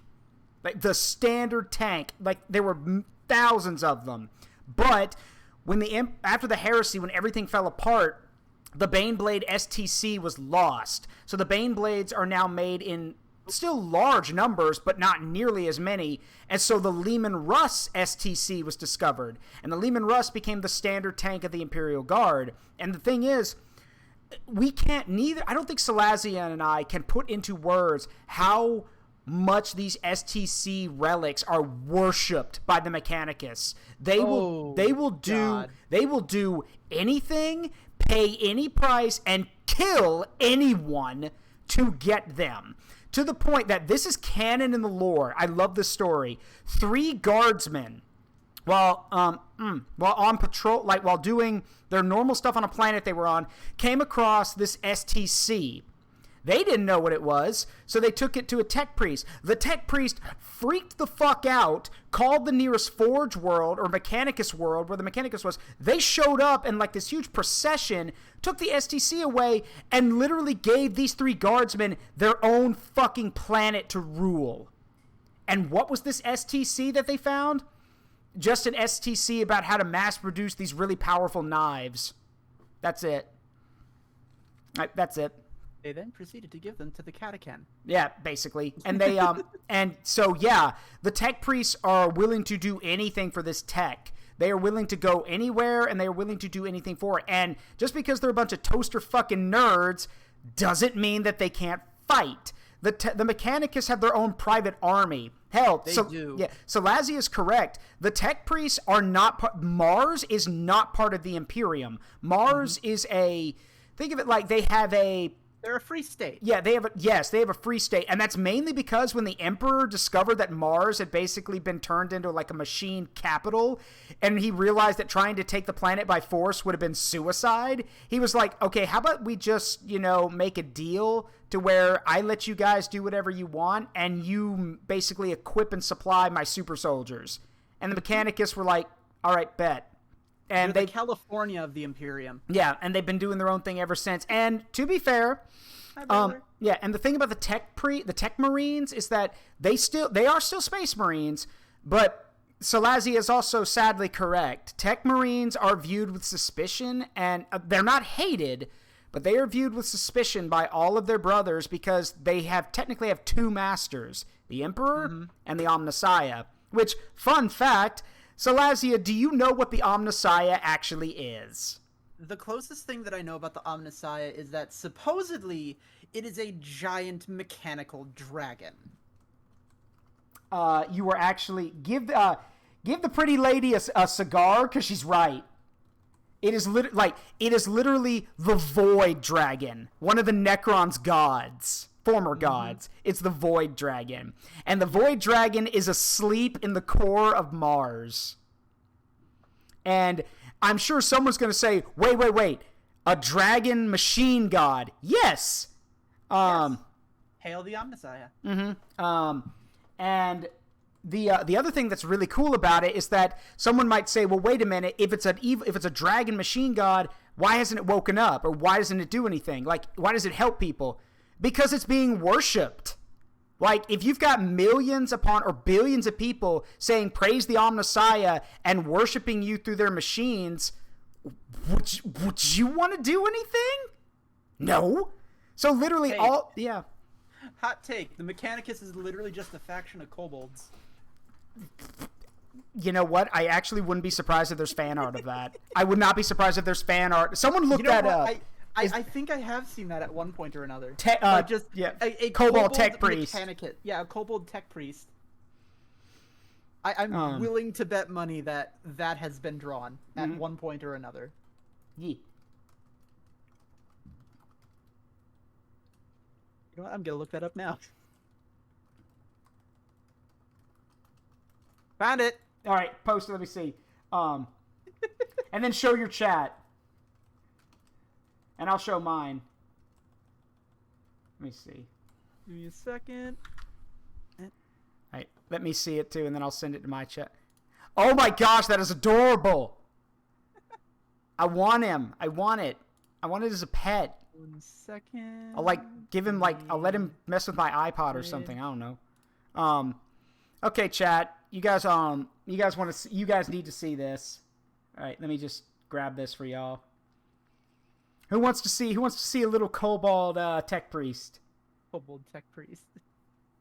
Let me grab this.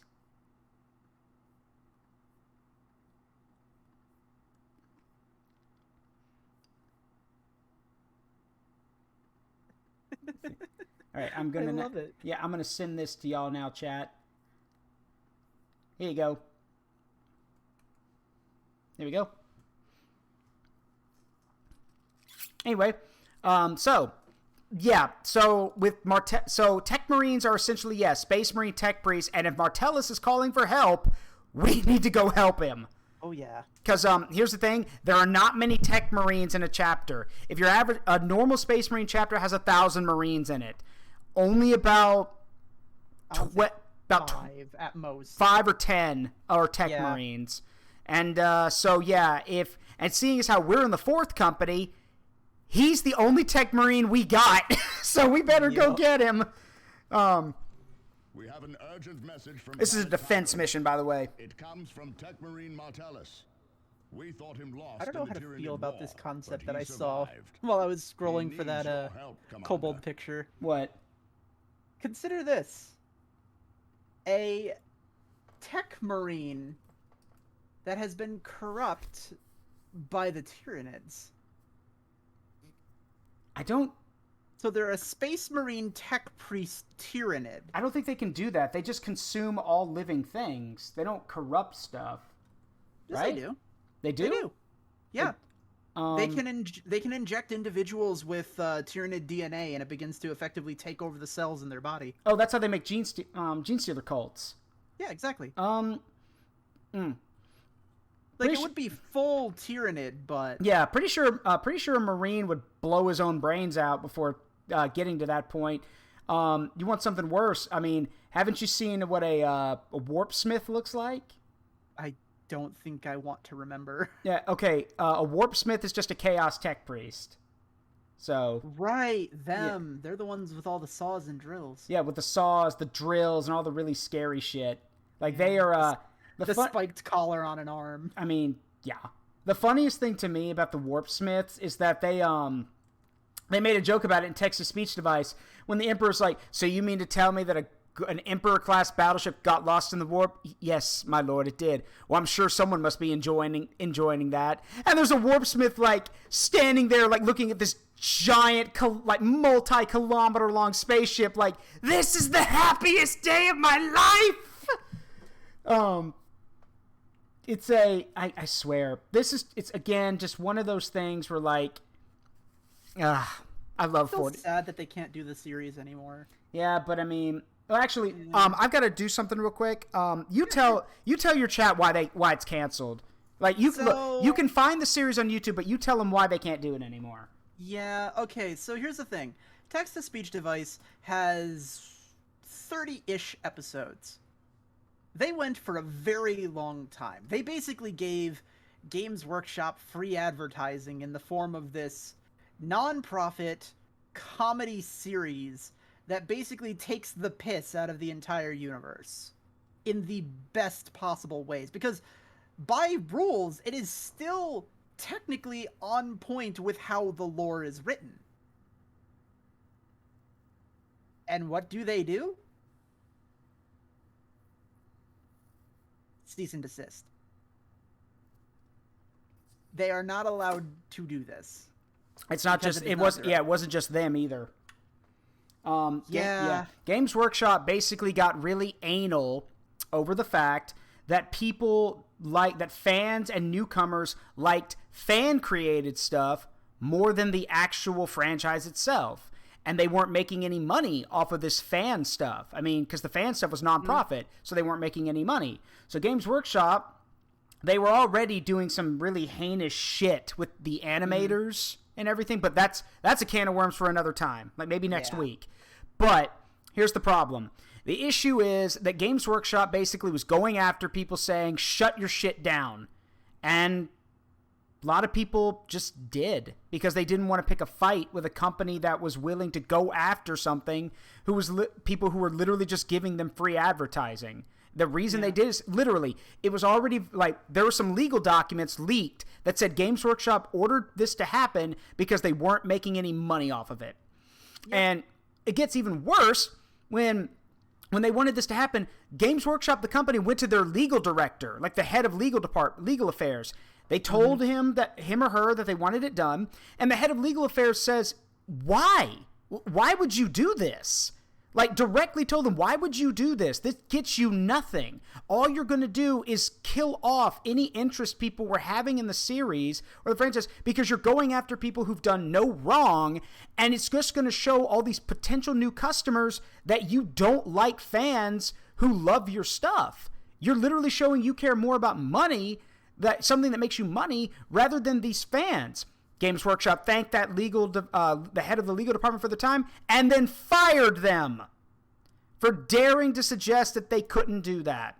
So the best part too is that after this had happened, they then went around to the quote unquote best of the fan creators and then hired them on for basically what is Game Workshop Plus, a subscription-based system where you can get more Warhammer content for a nominal price. Yeah, and and it's literally dead. Like, nobody uses it. Because all the content that was produced is unfortunately subpar at best. No, it's just straight up shit. It is straight up shit. There's no... Well, I mean, they got the guy for Astartes, and that's why I say it's subpar at best, because while his stuff is really, really good, the content of everything else brings it down by a wide margin. Yeah, except the problem with the Astartes thing is that they literally, like, if you don't know this, they literally told him, you will make what we say. Mm-hmm. So, and it wasn't just that. If any of y'all, like, are familiar, if any of y'all have seen, like, the really cool, like, Source Filmmaker Warhammer 40K animations of, like... that guy! Yes, of the Death Corps of Krieg fighting heretics, or seeing, like, the Imperial... M2? Yeah, or seeing the Imperial Fists fighting the, fighting the Black Legion. Yeah, or watching the Black Templars and the Guard fight orcs. Yeah, that guy. So he was offered a job by Games Workshop, and then they fucking ghosted him for a month. They told him nothing. They literally told him, hey, we'll give you a job, but if we do, you need to literally, like, stop producing stuff on your channel related to 40K because you'll be working for us, and if you say no, we're going to give you a cease and desist. So he took all the 40K stuff off his channel, and then they ghosted him for a month, basically killing off his fan base that he had on YouTube because everyone thought he sold out when he didn't. He literally just got hung out to dry. And that happened with multiple fan creators all over the internet. They said they wanted to hire them, then they ghosted them, and they only went after the big people. They went after the guys who made Hell's Reach, who are now making Angels of Death on Netflix, which that has its own problems. And then they went after the guy who made Astartes, and they've literally been hamstringing him. So it's not good. And unfortunately, but I have to say this. Let's end on a positive note before we go to this mission. Yes, there is a positive note, because here's the fun part. Papa Nurgle had his say in things, and he didn't support the company, because about a month or two, and this is true, this did happen, about a month or two after after this entire debacle happened with the mistreatment. The great desisting. Yeah, the great desisting, everything. After all that stuff, a sewer line burst under Games Workshop headquarters. And the entire basement and the floor above it was the sub-basement and then the basement was filled with raw sewage. Oh, no. So Grandfather Nurgle had his say. And he didn't. Papa Nurgle was very unhappy, and basically the way he viewed it, at least from what I joke, is Papa Nurgle basically viewed upon it as there's scummy behavior, and then there's downright horrific treatment. When someone gives life to something you care about, you nurture that which gives life. You do not stomp it out. Therefore, punishment is due. And he literally flooded the sub-basement and basement of their headquarters with raw sewage, and they were out of that office for 2 weeks while they had to take care of it. And I don't even want to know how expensive that was. Oh, it was definitely expensive if that's the case. Okay, here's the thing. I've worked a lot of jobs. I've worked a lot of different jobs. I've worked a lot of dirty jobs. Mm-hmm. If it flooded the entire sub-basement and basement, oh good God, I literally cannot imagine the cost for that, because first you have to worry about cleanup, then disposal, then repairs. Yeah. You have to account for the amount of time that all of those utilities are shut off. Then you also have to worry about possible electrical damage. Mm-hmm. Oh my goodness, that must have been a pricey job to fix. Yeah, Thank you, Papa Nurgle. Okay, so here, let's see. Okay, okay, I got it right. It wasn't the okay, I was wrong. It wasn't the basement, it was the street in front of their headquarters. Here's what it says. A Games Workshop visitor center in Nottingham, that's where they're set up, has been closed after a sewer pipe burst near its entrance. Let's see. The Warhammer World, which is the event hall, the exhibition space, the restaurant, and the store, has been closed since the problem began on Sunday. No. Yeah, it's even better. Yeah, it says this is one of our big sewer pipes, and it's very deep underground, meaning that the repair is difficult and complex. We're using tankers to remove the wastewater from the damaged pipe and put it into the sewer system further on so that it doesn't escape into the local environment and cause a hazard for the local community. But they were literally out of their office, like... Out of the building. Shut until, here's what it says, shut down until further notice due to major sewage collapse. And people even said, someone said, I sense the influence of, these are comments on the website, like the British website. It says, I sense the influence of Papa Nurgle, and then one says, there's no such thing as Ratman living under Nottingham. There's no such thing as Ratman in Nottingham. Look, again, it just goes to show that if you're a horrible person, sometimes shitty things happen to you. Sometimes the universe just needs to put you in your place. Mm-hmm. And to be fair, it did, like I said, it took them about a week or two to get set up, so, you know. God. But again, it does go, again, it was a fitting punishment, I think. Oh, I agree. That is a very fitting punishment. Mm-hmm. So, and again, the hobby's dying anyway. Nobody new is playing, so yeah, nobody new is playing wargaming. It's only old fans and old money. Mm-hmm. There's no new money coming in, and eventually they're gonna run out of that old money. Yeah. Or they'll just release the same Space Marine regiment for the 32nd time. Yeah. Prepare to provide close support. All right, let's go get our tech boy. An allies' forces Tech are boy. coming under attack. And I mean, like, I hate to say it, but I've felt kind of the same way about Pokemon too. Yeah. Like, Pokemon has just become increasingly stale. I for one, I fucking adored the series when I was younger, but I mean, Legends of Arceus is a step in the right direction. it is a step in the right direction, and I am not afraid to admit that. But like with a lot of the newer stuff, yeah, it very much has been a lot of okay and yeah, I agree. The funniest thing to me is my friend showed me this picture. I'm gonna have to find the episode about it, but it made me laugh because I wondered why people haven't done this. So in one of the anime episodes that came out in Japan, Ash busted out to win a match. Ash busted out all the 3 previous gimmicks. So Dynamax, Z Energy, and then whatever the new gimmick is for like the other two. Gigantamax.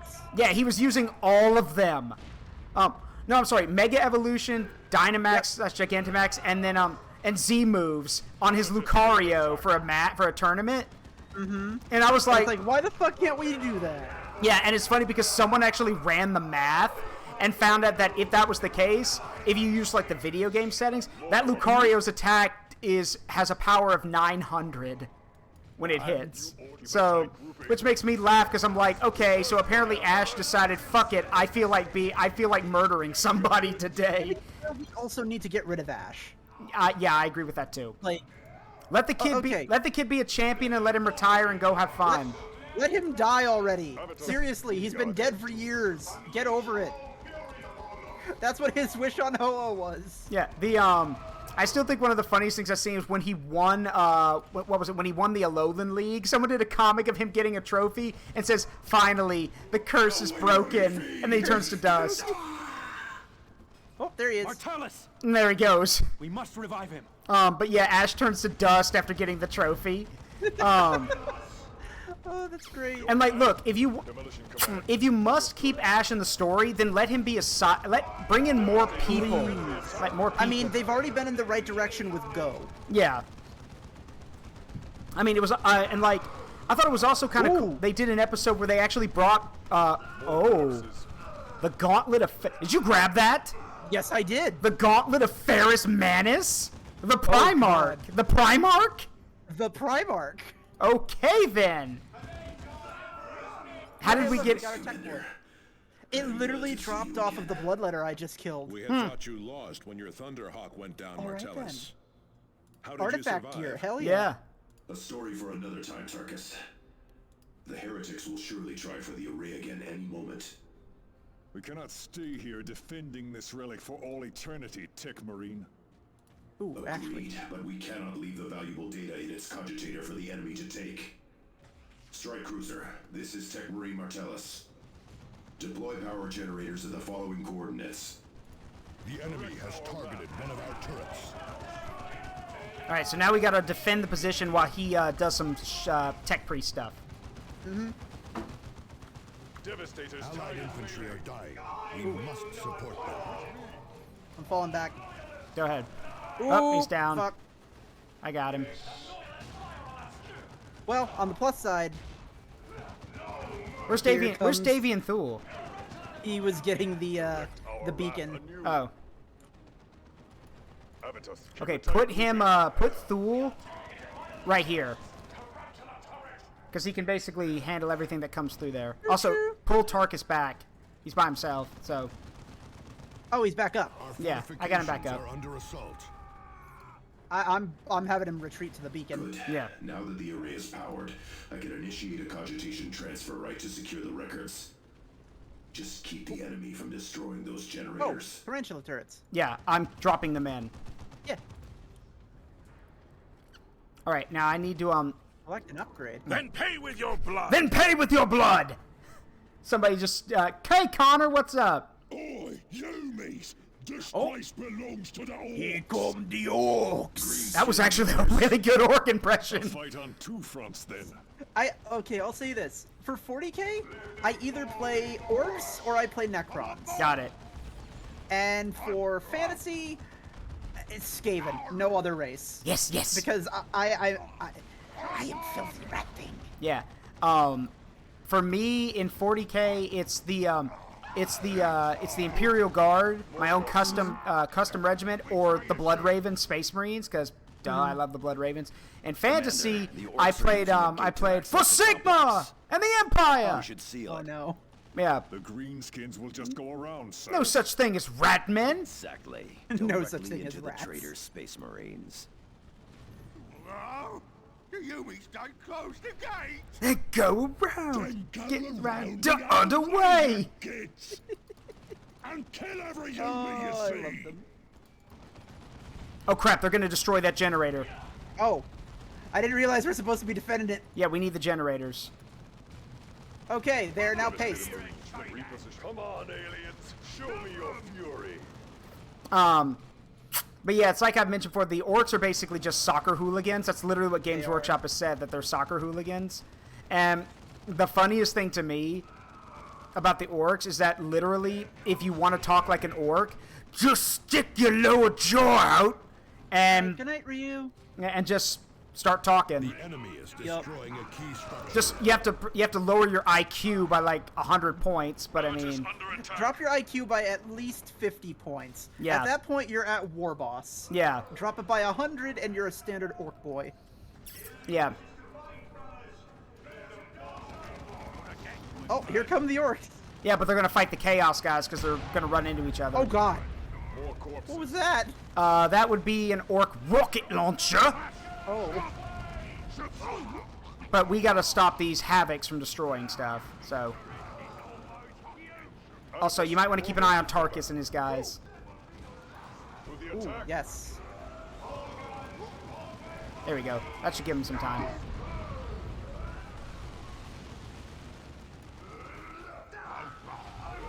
I'll say this. One of the big things for me is that you'll probably be able to take advantage of when we eventually do Ultimate Apocalypse. I am very one-track minded. Oh hey, purification through Cain. Yeah, I got it. From the wreckage of my Thunder Also, yeah, Davian's not healing because he's caught in the crossfire. I know. If possible, we should recover these items before they're looted by the orcs. Okay, so I'm gonna have to do that myself. I'm Okay. gonna have to go get the war gear, which means I am gonna have to go solo for a minute. Yep. So you're on your own. But we only need one of the generators, but the more we have, the better. So keep an eye on Tarkus. Under attack. So Yep. Oh fuck. what? That's not good. What? Enemy Dreadnought. Oh, crap. Losing forces to enemy fire. Just pull Tarkus You know what? back. Pull Tarkus back then.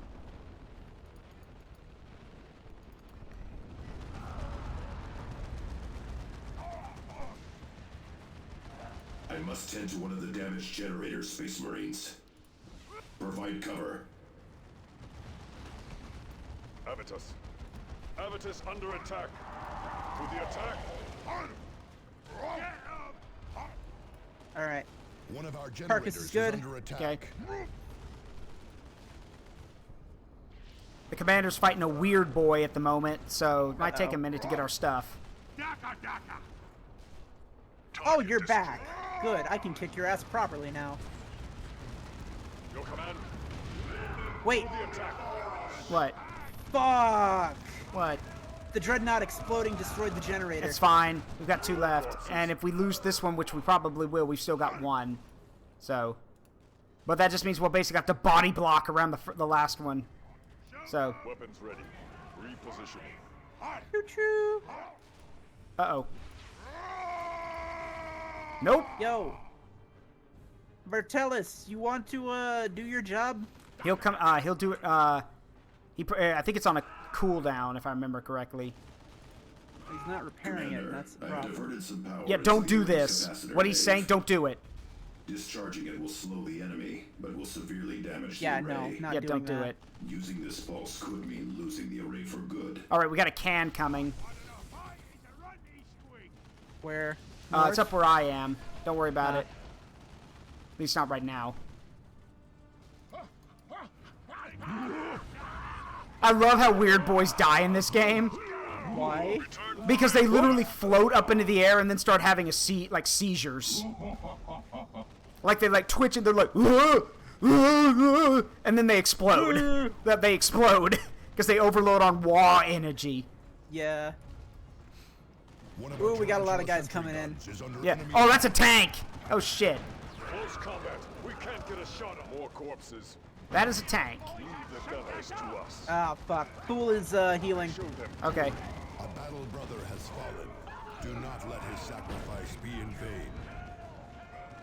Where is Captain Thule?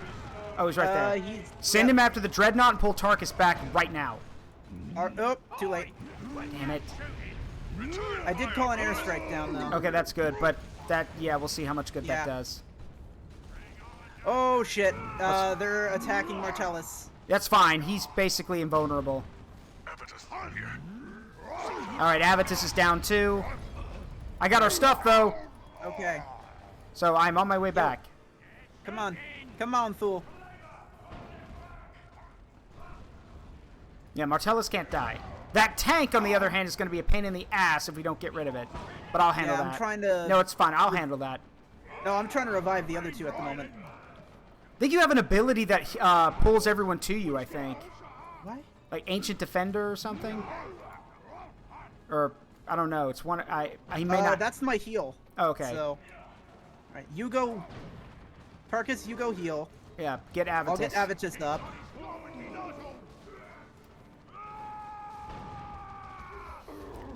We're okay right now because the orcs and the chaos guys are just beating each other up. So. Yep. Meanwhile, Martellus being an absolute champion. Uh-oh. Get his ass. she says and then kills him with one hit. Uh-oh. Uh-oh. Oh no, Plague Marine. Yep, that's a Plague Champion actually. So we that's not good. That's even worse. Good news though, he's the boss. So if we kill him, we win the mission. Well, bad news. The generator's about to go down. It's all right. We got another one. Like I said. Avoid those foul play clouds. Yeah, don't have an option. Kind of have to. Kind of have to go right through them. Your command enemy has this. Oh, great. The commander's down. Great. Hit, where is he? Near the generator. Oh, I see him. Yeah, you might have to grab him because those plague clouds are going to kill me. Only a single generator is left, Commander. Where's Tarkus? Get him over there with Avitus. Tarkus? This day. He's still by... Oh, he's over there near the beacon. Yeah, he was healing. Yeah. Well, on the plus side, Thule is at least keeping the champ busy. Yeah, but we're gonna get overrun. I need the commander up. Working on it. This is Thaddeus.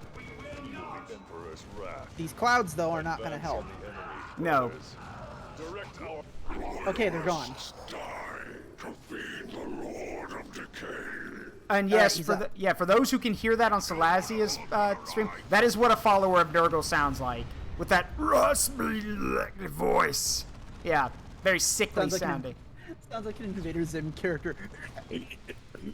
Also, we just grabbed his pestilent spewer. Not even the deepest Tyranid hive. You know, because using a chaos weapon is totally pure. Indeed, Totally fine. Totally within Codex rules. Commander, cogitator recovery is complete. We can safely leave this place. Now you can tell us the story of your survival, Martellus. Which is an interesting story, considering he's been by himself for like 2 years. Mm-hmm. Victory is but a prelude. Honorifica Corvus. Hold on. That goes over to my game. Yeah. Let's see. Gauntlet of Ferrous Manus. The Forge Masters of the Iron Hands chapter created this great power fist in reverence for their Primarch Ferrous Manus. Legend has it that a fragment of the slain Primarch's metallic flesh is ensconced in this mighty fist, and that it yearns for vengeance upon Ferrous Manus' killer, the Demon Prince Fulgrim. Ooh. Also, we picked up his Pestilent Spewer, which is a flamer, and it literally says, foolishly taken as a trophy. Well, to be fair, Blood Ravens do have a very bad habit of stealing anything they can get their hands on. Blood Ravens, we steal shit. Rights for the items you have recovered. Blood Ravens, not nailed down? Too bad. Is it nailed down? We're taking it anyway.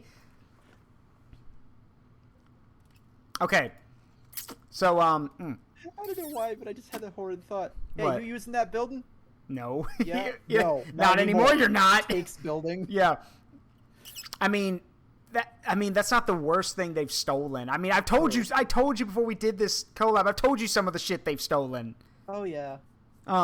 Anyway, I do want to hear what Avitus has to say to Martellus. So. Just how did you survive, Martellus? Yes, a good question. As you may recall, I was aboard a Thunderhawk during the climactic battle with the Tyranids. I also recall it being blown from the sky. A Thunderhawk is a resilient craft. Instead of destroying us outright, the Tyranid attack sent us into a desperate dive into the jungle. My brother pilot used all his experience to guide us into the highlands, where the infestation was less severe. He did not survive the crash landing. I was left alone. No transmitters survived, and my own cybernetic enhancements were severely damaged. It took me months to successfully enact the repair rites to regain my mobility. I spent the rest of the past year battling my way through to the astronomical ray. Your perseverance does the chapter proud, Martellus. Perhaps. But I am glad to be in the confines of a mighty strike cruiser once more. What does Avitus have to say?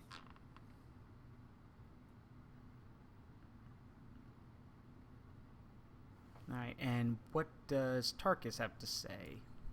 Eliphas has yet to show himself again. He must be planning something. That heretic is too dangerous by half. I thought he died during the Cronus campaign. As did I. I saw him torn to ribbons. How does he yet live? Souls are both playthings and currency in the warp. Eliphas may have died in the flesh, only to have his soul bartered among demons. It seems they restored his body when it suited them. More likely his death was a deception, a mask for his escape from Cronus. There was no deception. In either case, it speaks of Eliphas's power. Tarkus is correct to worry.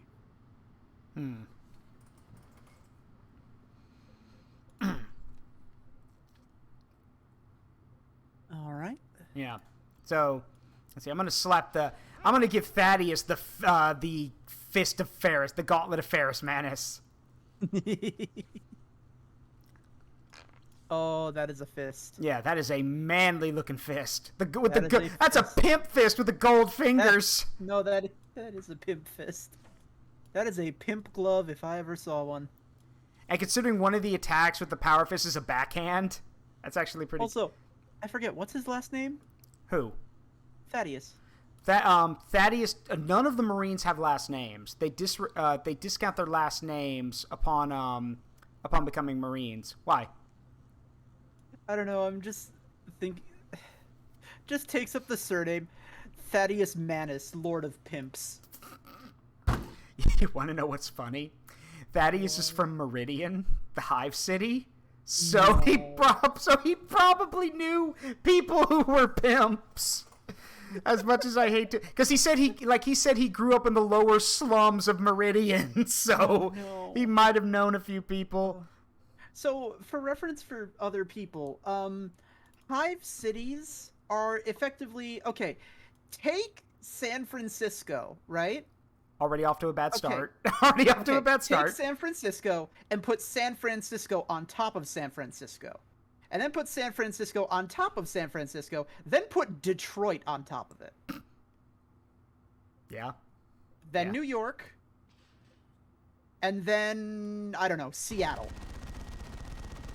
And then put the high-class suburbs of Seattle and LA, like the really nice, fancy, high-class ones, and put those on the very top. That's a hive city. Would you say that's pretty accurate? Yeah. Basically, a hive city is you build up, not out. You build up. Mm-hmm. You just keep building on top of each other. And if you live in building and building. Yeah, and if you live in the slums of a hive city, God help you. The Undercity, otherwise the Undercity, where all the really bad shit happens. Law? What's law? Yeah. Look, they have that. It's just held up by the Arbites. I am the law. Judge, jury, and executioner. They're literally just like Judge Dredd, but worse. I don't know why, but it reminds me of a fucking line from Danny Phantom. And in your case, judge, executioner, jury, executioner, judge, and sometimes executioner. You said executioner. You said executioner 3 times. I really like that part of the job. I really like that part of the job. Yeah. The creator may be a shithead, but Danny Phantom had some good bits in it. Danny Phantom was like, for one, it died off too soon. Yeah. Like, that's the thing. Anything that's not Fairly Odd Parents or Bunsen is a Beast, frankly, got really undercut. Mm-hmm. I mean, then there was Danny Phantom wasn't even Danny Phantom was cut way too short. It got the plug pulled on it by Nickelodeon. Mm-hmm. They pulled the plug on it, and then they had and then they kind of did. I think they did the same thing with Tough Puppy. They pulled the plug on that too. They definitely did with Tough Puppy, which is sad because that was surprisingly a good show. Mm-hmm. Like, it was funny. Plus, they had Jerry Trainer for the main character, so... Yeah, but the thing is, just because we're saying good things about the show does not mean we like the creator. Hell no. Butch Hartman's a piece of shit. Trust me, you can separate artist from the actual creation. Yeah. You can like a show, but you can absolutely loathe the creator if you so wish. Yes. Which I wish people would actually do more often. Stop right there, criminal scum! Nobody breaks the law on my watch. I'm confiscating your stolen goods. Now pay your fine, or it's off to jail. Hi, Doku. It's just the moment we started shit-talking Butch Hartman, Doku played the "Stop right there, criminal scum! No one breaks the law on my watch." Hey, I'm here to lurk and give support while I try to sleep. Do I really need my stomach to live? Yes. Yes, you do. Yes, you do. Unfortunately, you're not. Yeah, you're not a space marine. Even if you didn't need a stomach to live, if you didn't have a stomach, you wouldn't be able to eat food, and that I think is a cardinal sin. Yes. So, food is one of the best joys in life, and anybody who thinks otherwise is a fucking idiot. Yeah. Also, I'm gonna slap. Yeah. Also, I'm gonna slap some. Actually, I want to do something real quick. I'm going to slap some Terminator armor on Thaddeus and then give him the first gift of the Artificer so we can give him a badass Thunderhammer. Yes. Or wait. What? I thought we were giving it to Avitus. Well, Avitus has an assault cannon. Oh. Yeah. Oh, okay. Because it's funny too because assault cannons still one of my favorite weapons for Space Marines. Why? Assault the Warthog, assault right? cannon go burnt. That's why. You know the A10 Warthog? All right, now be able to wield that gun in one hand. That's the assault cannon. Assault cannon deployed. Assault cannon deployed. Yeah. Because what was it easy for someone with an A10 Warthog strapped to their arm to say? Oh yeah. And I've decided since Thaddeus has a Thunder Hammer and Storm Shield with his Terminator armor, I've given the Ferris Manus pimp hand to the commander. So oh no, the commander's got a pimp hand. Commander Zaruk with the pimp hand. Yeah, Commander Zaruk with his massive, powerful power fist that he uses to backhand people. I love how every so often they just kind of clench the fist in front of them. Yeah, because gotta make sure it works. Gotta make sure it works. Gotta keep the hand warmed up. Always never know when you're gonna need to swing that hand. Gotta make sure it's ready to go. What really God, we have so many accessories. Yeah, we can. Some of them are like spells for Jonah. They take up a lot of space. I really feel like Jonah's not gonna ever see any use. Well, we will have to use him later when he actually asks to go on a mission. But until that time comes, no, he literally he warms the bench. Because he's see that bench over there, Chowder? Yeah, and I see it's called a nasty cold. Yeah, you see that? Yeah. Now here's the thing. Jonah is not a bad unit, and he's not a bad character. Far from it. Jonah's a really good character. The problem is just he starts low level. Yeah, he starts low level, and the other issue is that he requires a lot of micro.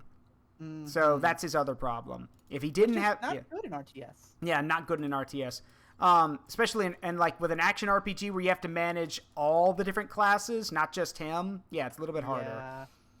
However, that should be said that in the game we don't the game that shall not be named, that being Dawn of War 3, Jonah is actually a lot more powerful because he went from being Librarian Jonah Orion to Chief Librarian Jonah Orion. And yeah, he well, let's just say he's earned the right. He now has a staff that he beats people down with while he uses his powers on them. Anyway, so yeah, let's so now we have a choice. We can either A, continue with our original plan to go to Meridian and do the Legion Uprising, or you'll notice another mission just opened up on Typhon. Oh? The Eldar have reappeared. The bloody hand. You know what that is, right? Oh no. Oh yes. Oh no. They found it? Yeah, No. You know what that monster is, right? The Eldar have reappeared, Monster? Commander. Yeah. Congregated at the site of our climactic battle. That you don't know what that fiery-looking thing is? The Black Legion must take priority, but ignoring the Eldar is unwise. Fiery-looking thing. What? Yeah. Click on the mission. And eliminate Crusader of Wrath? No. The bloody hand. The mission we're doing. Oh. Yeah. That. No, I don't actually. Well, just watch the briefing then. Very little. The Tyranids, the area remains a wasteland, but there have been some changes. Most notably, the Blood Ravens have erected a monument to those brothers who died fighting the Tyranids. I remember now. It stands above the spot where Sergeant Eberros was entombed with his war gear. Also, an Imperial shrine now stands at the site of our battle with the Hive Tyrant. Purging that temple of Xeno's infection would be a laudable act. I've been fighting fairly severe stomachache issues to the point dehydration is a concern. Help, and this is day 3. I like my impies with their flashlights and line holding. Look, have you seen a doctor, Doku? That don't sound good. You need to see a doctor at that point. Also, if you can't even get water in you without your stomach bothering you, yeah, you most definitely need to see a doctor. But sucks as it does, you need to get some water in you. Because, if you can't put food down, fine, but you do need water. Also, we're going to go kill an avatar. But, Tarkus does have, actually, I'm looking at the clock. We may have to wait till next week for this because this is a long mission. Yeah. Yeah. And also, but the main reason I want to do it is if you look at the reward, on the right. Terminator Armor. Yes. Thaddeus Tomb, yes. It is literally the, it's one of the best suits of armor in the game. That we definitely want to do that. Now, and also, this is one of those, you'll recall I told you, this is one of those missions where the guys have to come along. And Tarkus literally tells, requests to be brought along in the mission, and if you don't bring him, he gets corruption. Because he resents you for not bringing him along. So, yeah. Anyway, but yeah, I'm afraid I'm going to have to, let me save. I definitely want to save this. Yes. So, save and return to main menu. Okay. Do we want to do this next week? Yes, definitely. Okay, nice. Because this has been really fun, even if I have been kind of lagging behind. Because no, well, hey, look at it this way. When you look at it this way, when you go play Dawn of War 2 on your own, well, the first thing you're going to realize is I miss all my good shit. That's your first thought, but you're going to know what to do ahead of time. So, yeah. Anyway, thank you again for doing this collab with me. It means a lot. Appreciate it. So, yeah, everyone thanks Salazia for her time. I'm grateful that she was here. And we're going to try to make this a thing where we continue. Because the game's not super duper long, but it's got, I mean, how long did we, how long did we go off on a tangent? Yeah, 4 hours. Well, but how long did we go off on a tangent for with stuff? Good point. Yeah, so I mean, but that was fun, though. Yeah. And again, even though we both probably swear by the fact, don't give Games Workshop your money, if you love the franchise, there's probably someone out there who plays the game who's just looking for someone else to play with. That's how I was introduced to it. Someone sharing their models and playing the game with me. So, and hell, you don't want to do that. Some of these games are so old that Games Workshop probably doesn't even make any money off of them anymore. So, I mean, to be fair, if I'm not mistaken, the OG Dawn of War, which is, in my opinion, the most fun one, is, from what I'm seeing here...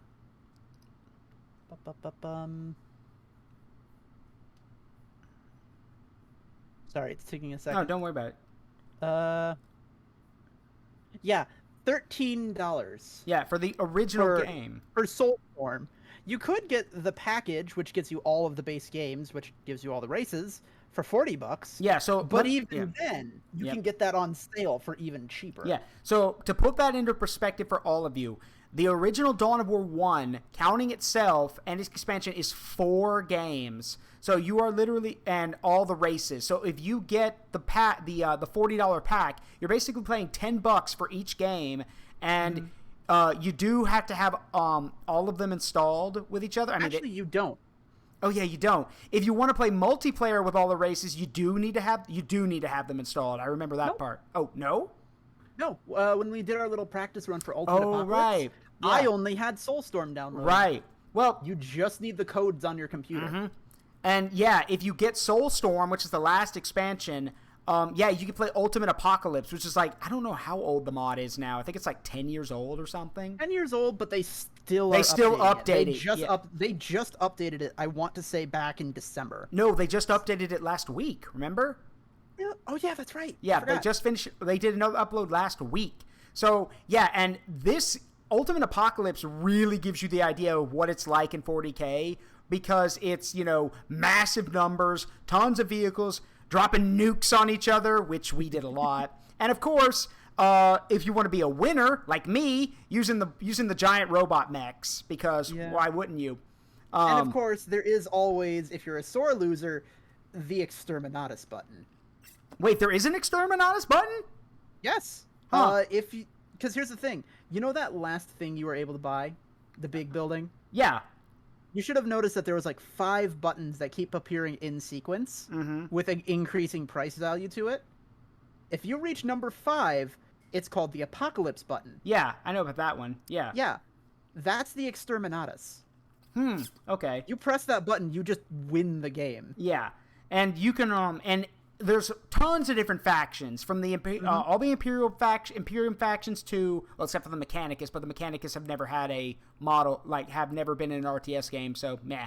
But like the Sisters of Battle, the Inquisition, which are all custom made, by the way. The Space Marines, the Chaos Space Marines, the Tyranids, who are still kind of buggy. They need a little bit more work. Those are modded in. Yeah, they're modded in. They're working on it. Everything. And Necrons, some of the orcs, Eldar, Dark Eldar. Yep. And if I recall, some of the special chapter mods work too. So if you want to play as like the Black Templars, you can do that. You want to play as the Dark Angels, you can do that too. Those get modded in, and yeah, it is crazy fun. At some point, we'll definitely stream that. Maybe on a week we're not feeling like Dawn of War 2. Yeah, and maybe, just a thought here, maybe if we can find some other people to get the game, without question, we can have a 4-way Ultimate Apocalypse match. But we'll have to find some more people who are interested first. But maybe Gothic. I don't know. I mean, the game is cheap enough, but... Well, Gothic did show interest in Dawn of War 2. She said she liked the art style, so maybe. Maybe? Not to mention, remember, we can paint our own armies is the nice part, too. The game comes with a customization feature that allows you to change the color palette of your own armies. Yes, it does. And more RTS games, or more games in general, should let you do that. They should. Because I'm sorry, but that's half the fun of actual tabletop war games. Yeah, and because as an old person on a video once said, I'm gonna make all my orcs pink because why not? Because why not? Yeah. Hi, Heart. Rating at the last possible second. Anyway, I appreciate this, Salazia. We'll talk later, but thank you very much for this. We definitely got to do this again. There's more chaos. Definitely. It's funny, even though the game's called Chaos Rising, we fought Chaos for like a quarter of the stream. The rest of it was fighting everything else. So Eldar, orcs, other humans, because traitors. Because hey, because what's that quote? I love the smell of heretic blood in the morning. Smells like victory. Anyway, thank you again. Everyone say thank you again to Salazia. I hope you have a great night, and I'll talk to you later. Alrighty. See ya. Good night, everybody. And with that, we now finish this. So it looks like Warhammer Wednesday will instead be moved to Thursday, so while Salazia and I go through Dawn of War 2 Chaos Rising. And after that, maybe some Deathwing, maybe some Ultimate Apocalypse. We'll see. Sky's the limit. And yeah, if y'all are interested in this and do want to give Ultimate Apocalypse a try for yourself, there's you got to know how to do mod stuff, but all you need is Dawn of War Soulstorm. That's one game. So yeah, but I'm afraid our time has run out for now. Went a lot later than we started later than we usually do. But with that, I will see you all tomorrow on Friday when we are going to, of course, continue our EDF journey with Gothic Noodle, Gaz, who will be joining us, and Take Two. So I hope you all have a wonderful week, a wonderful tomorrow, and happy Easter to all of my brothers and sisters of faith as well. He is risen. Well, not yet, but he will he will arise.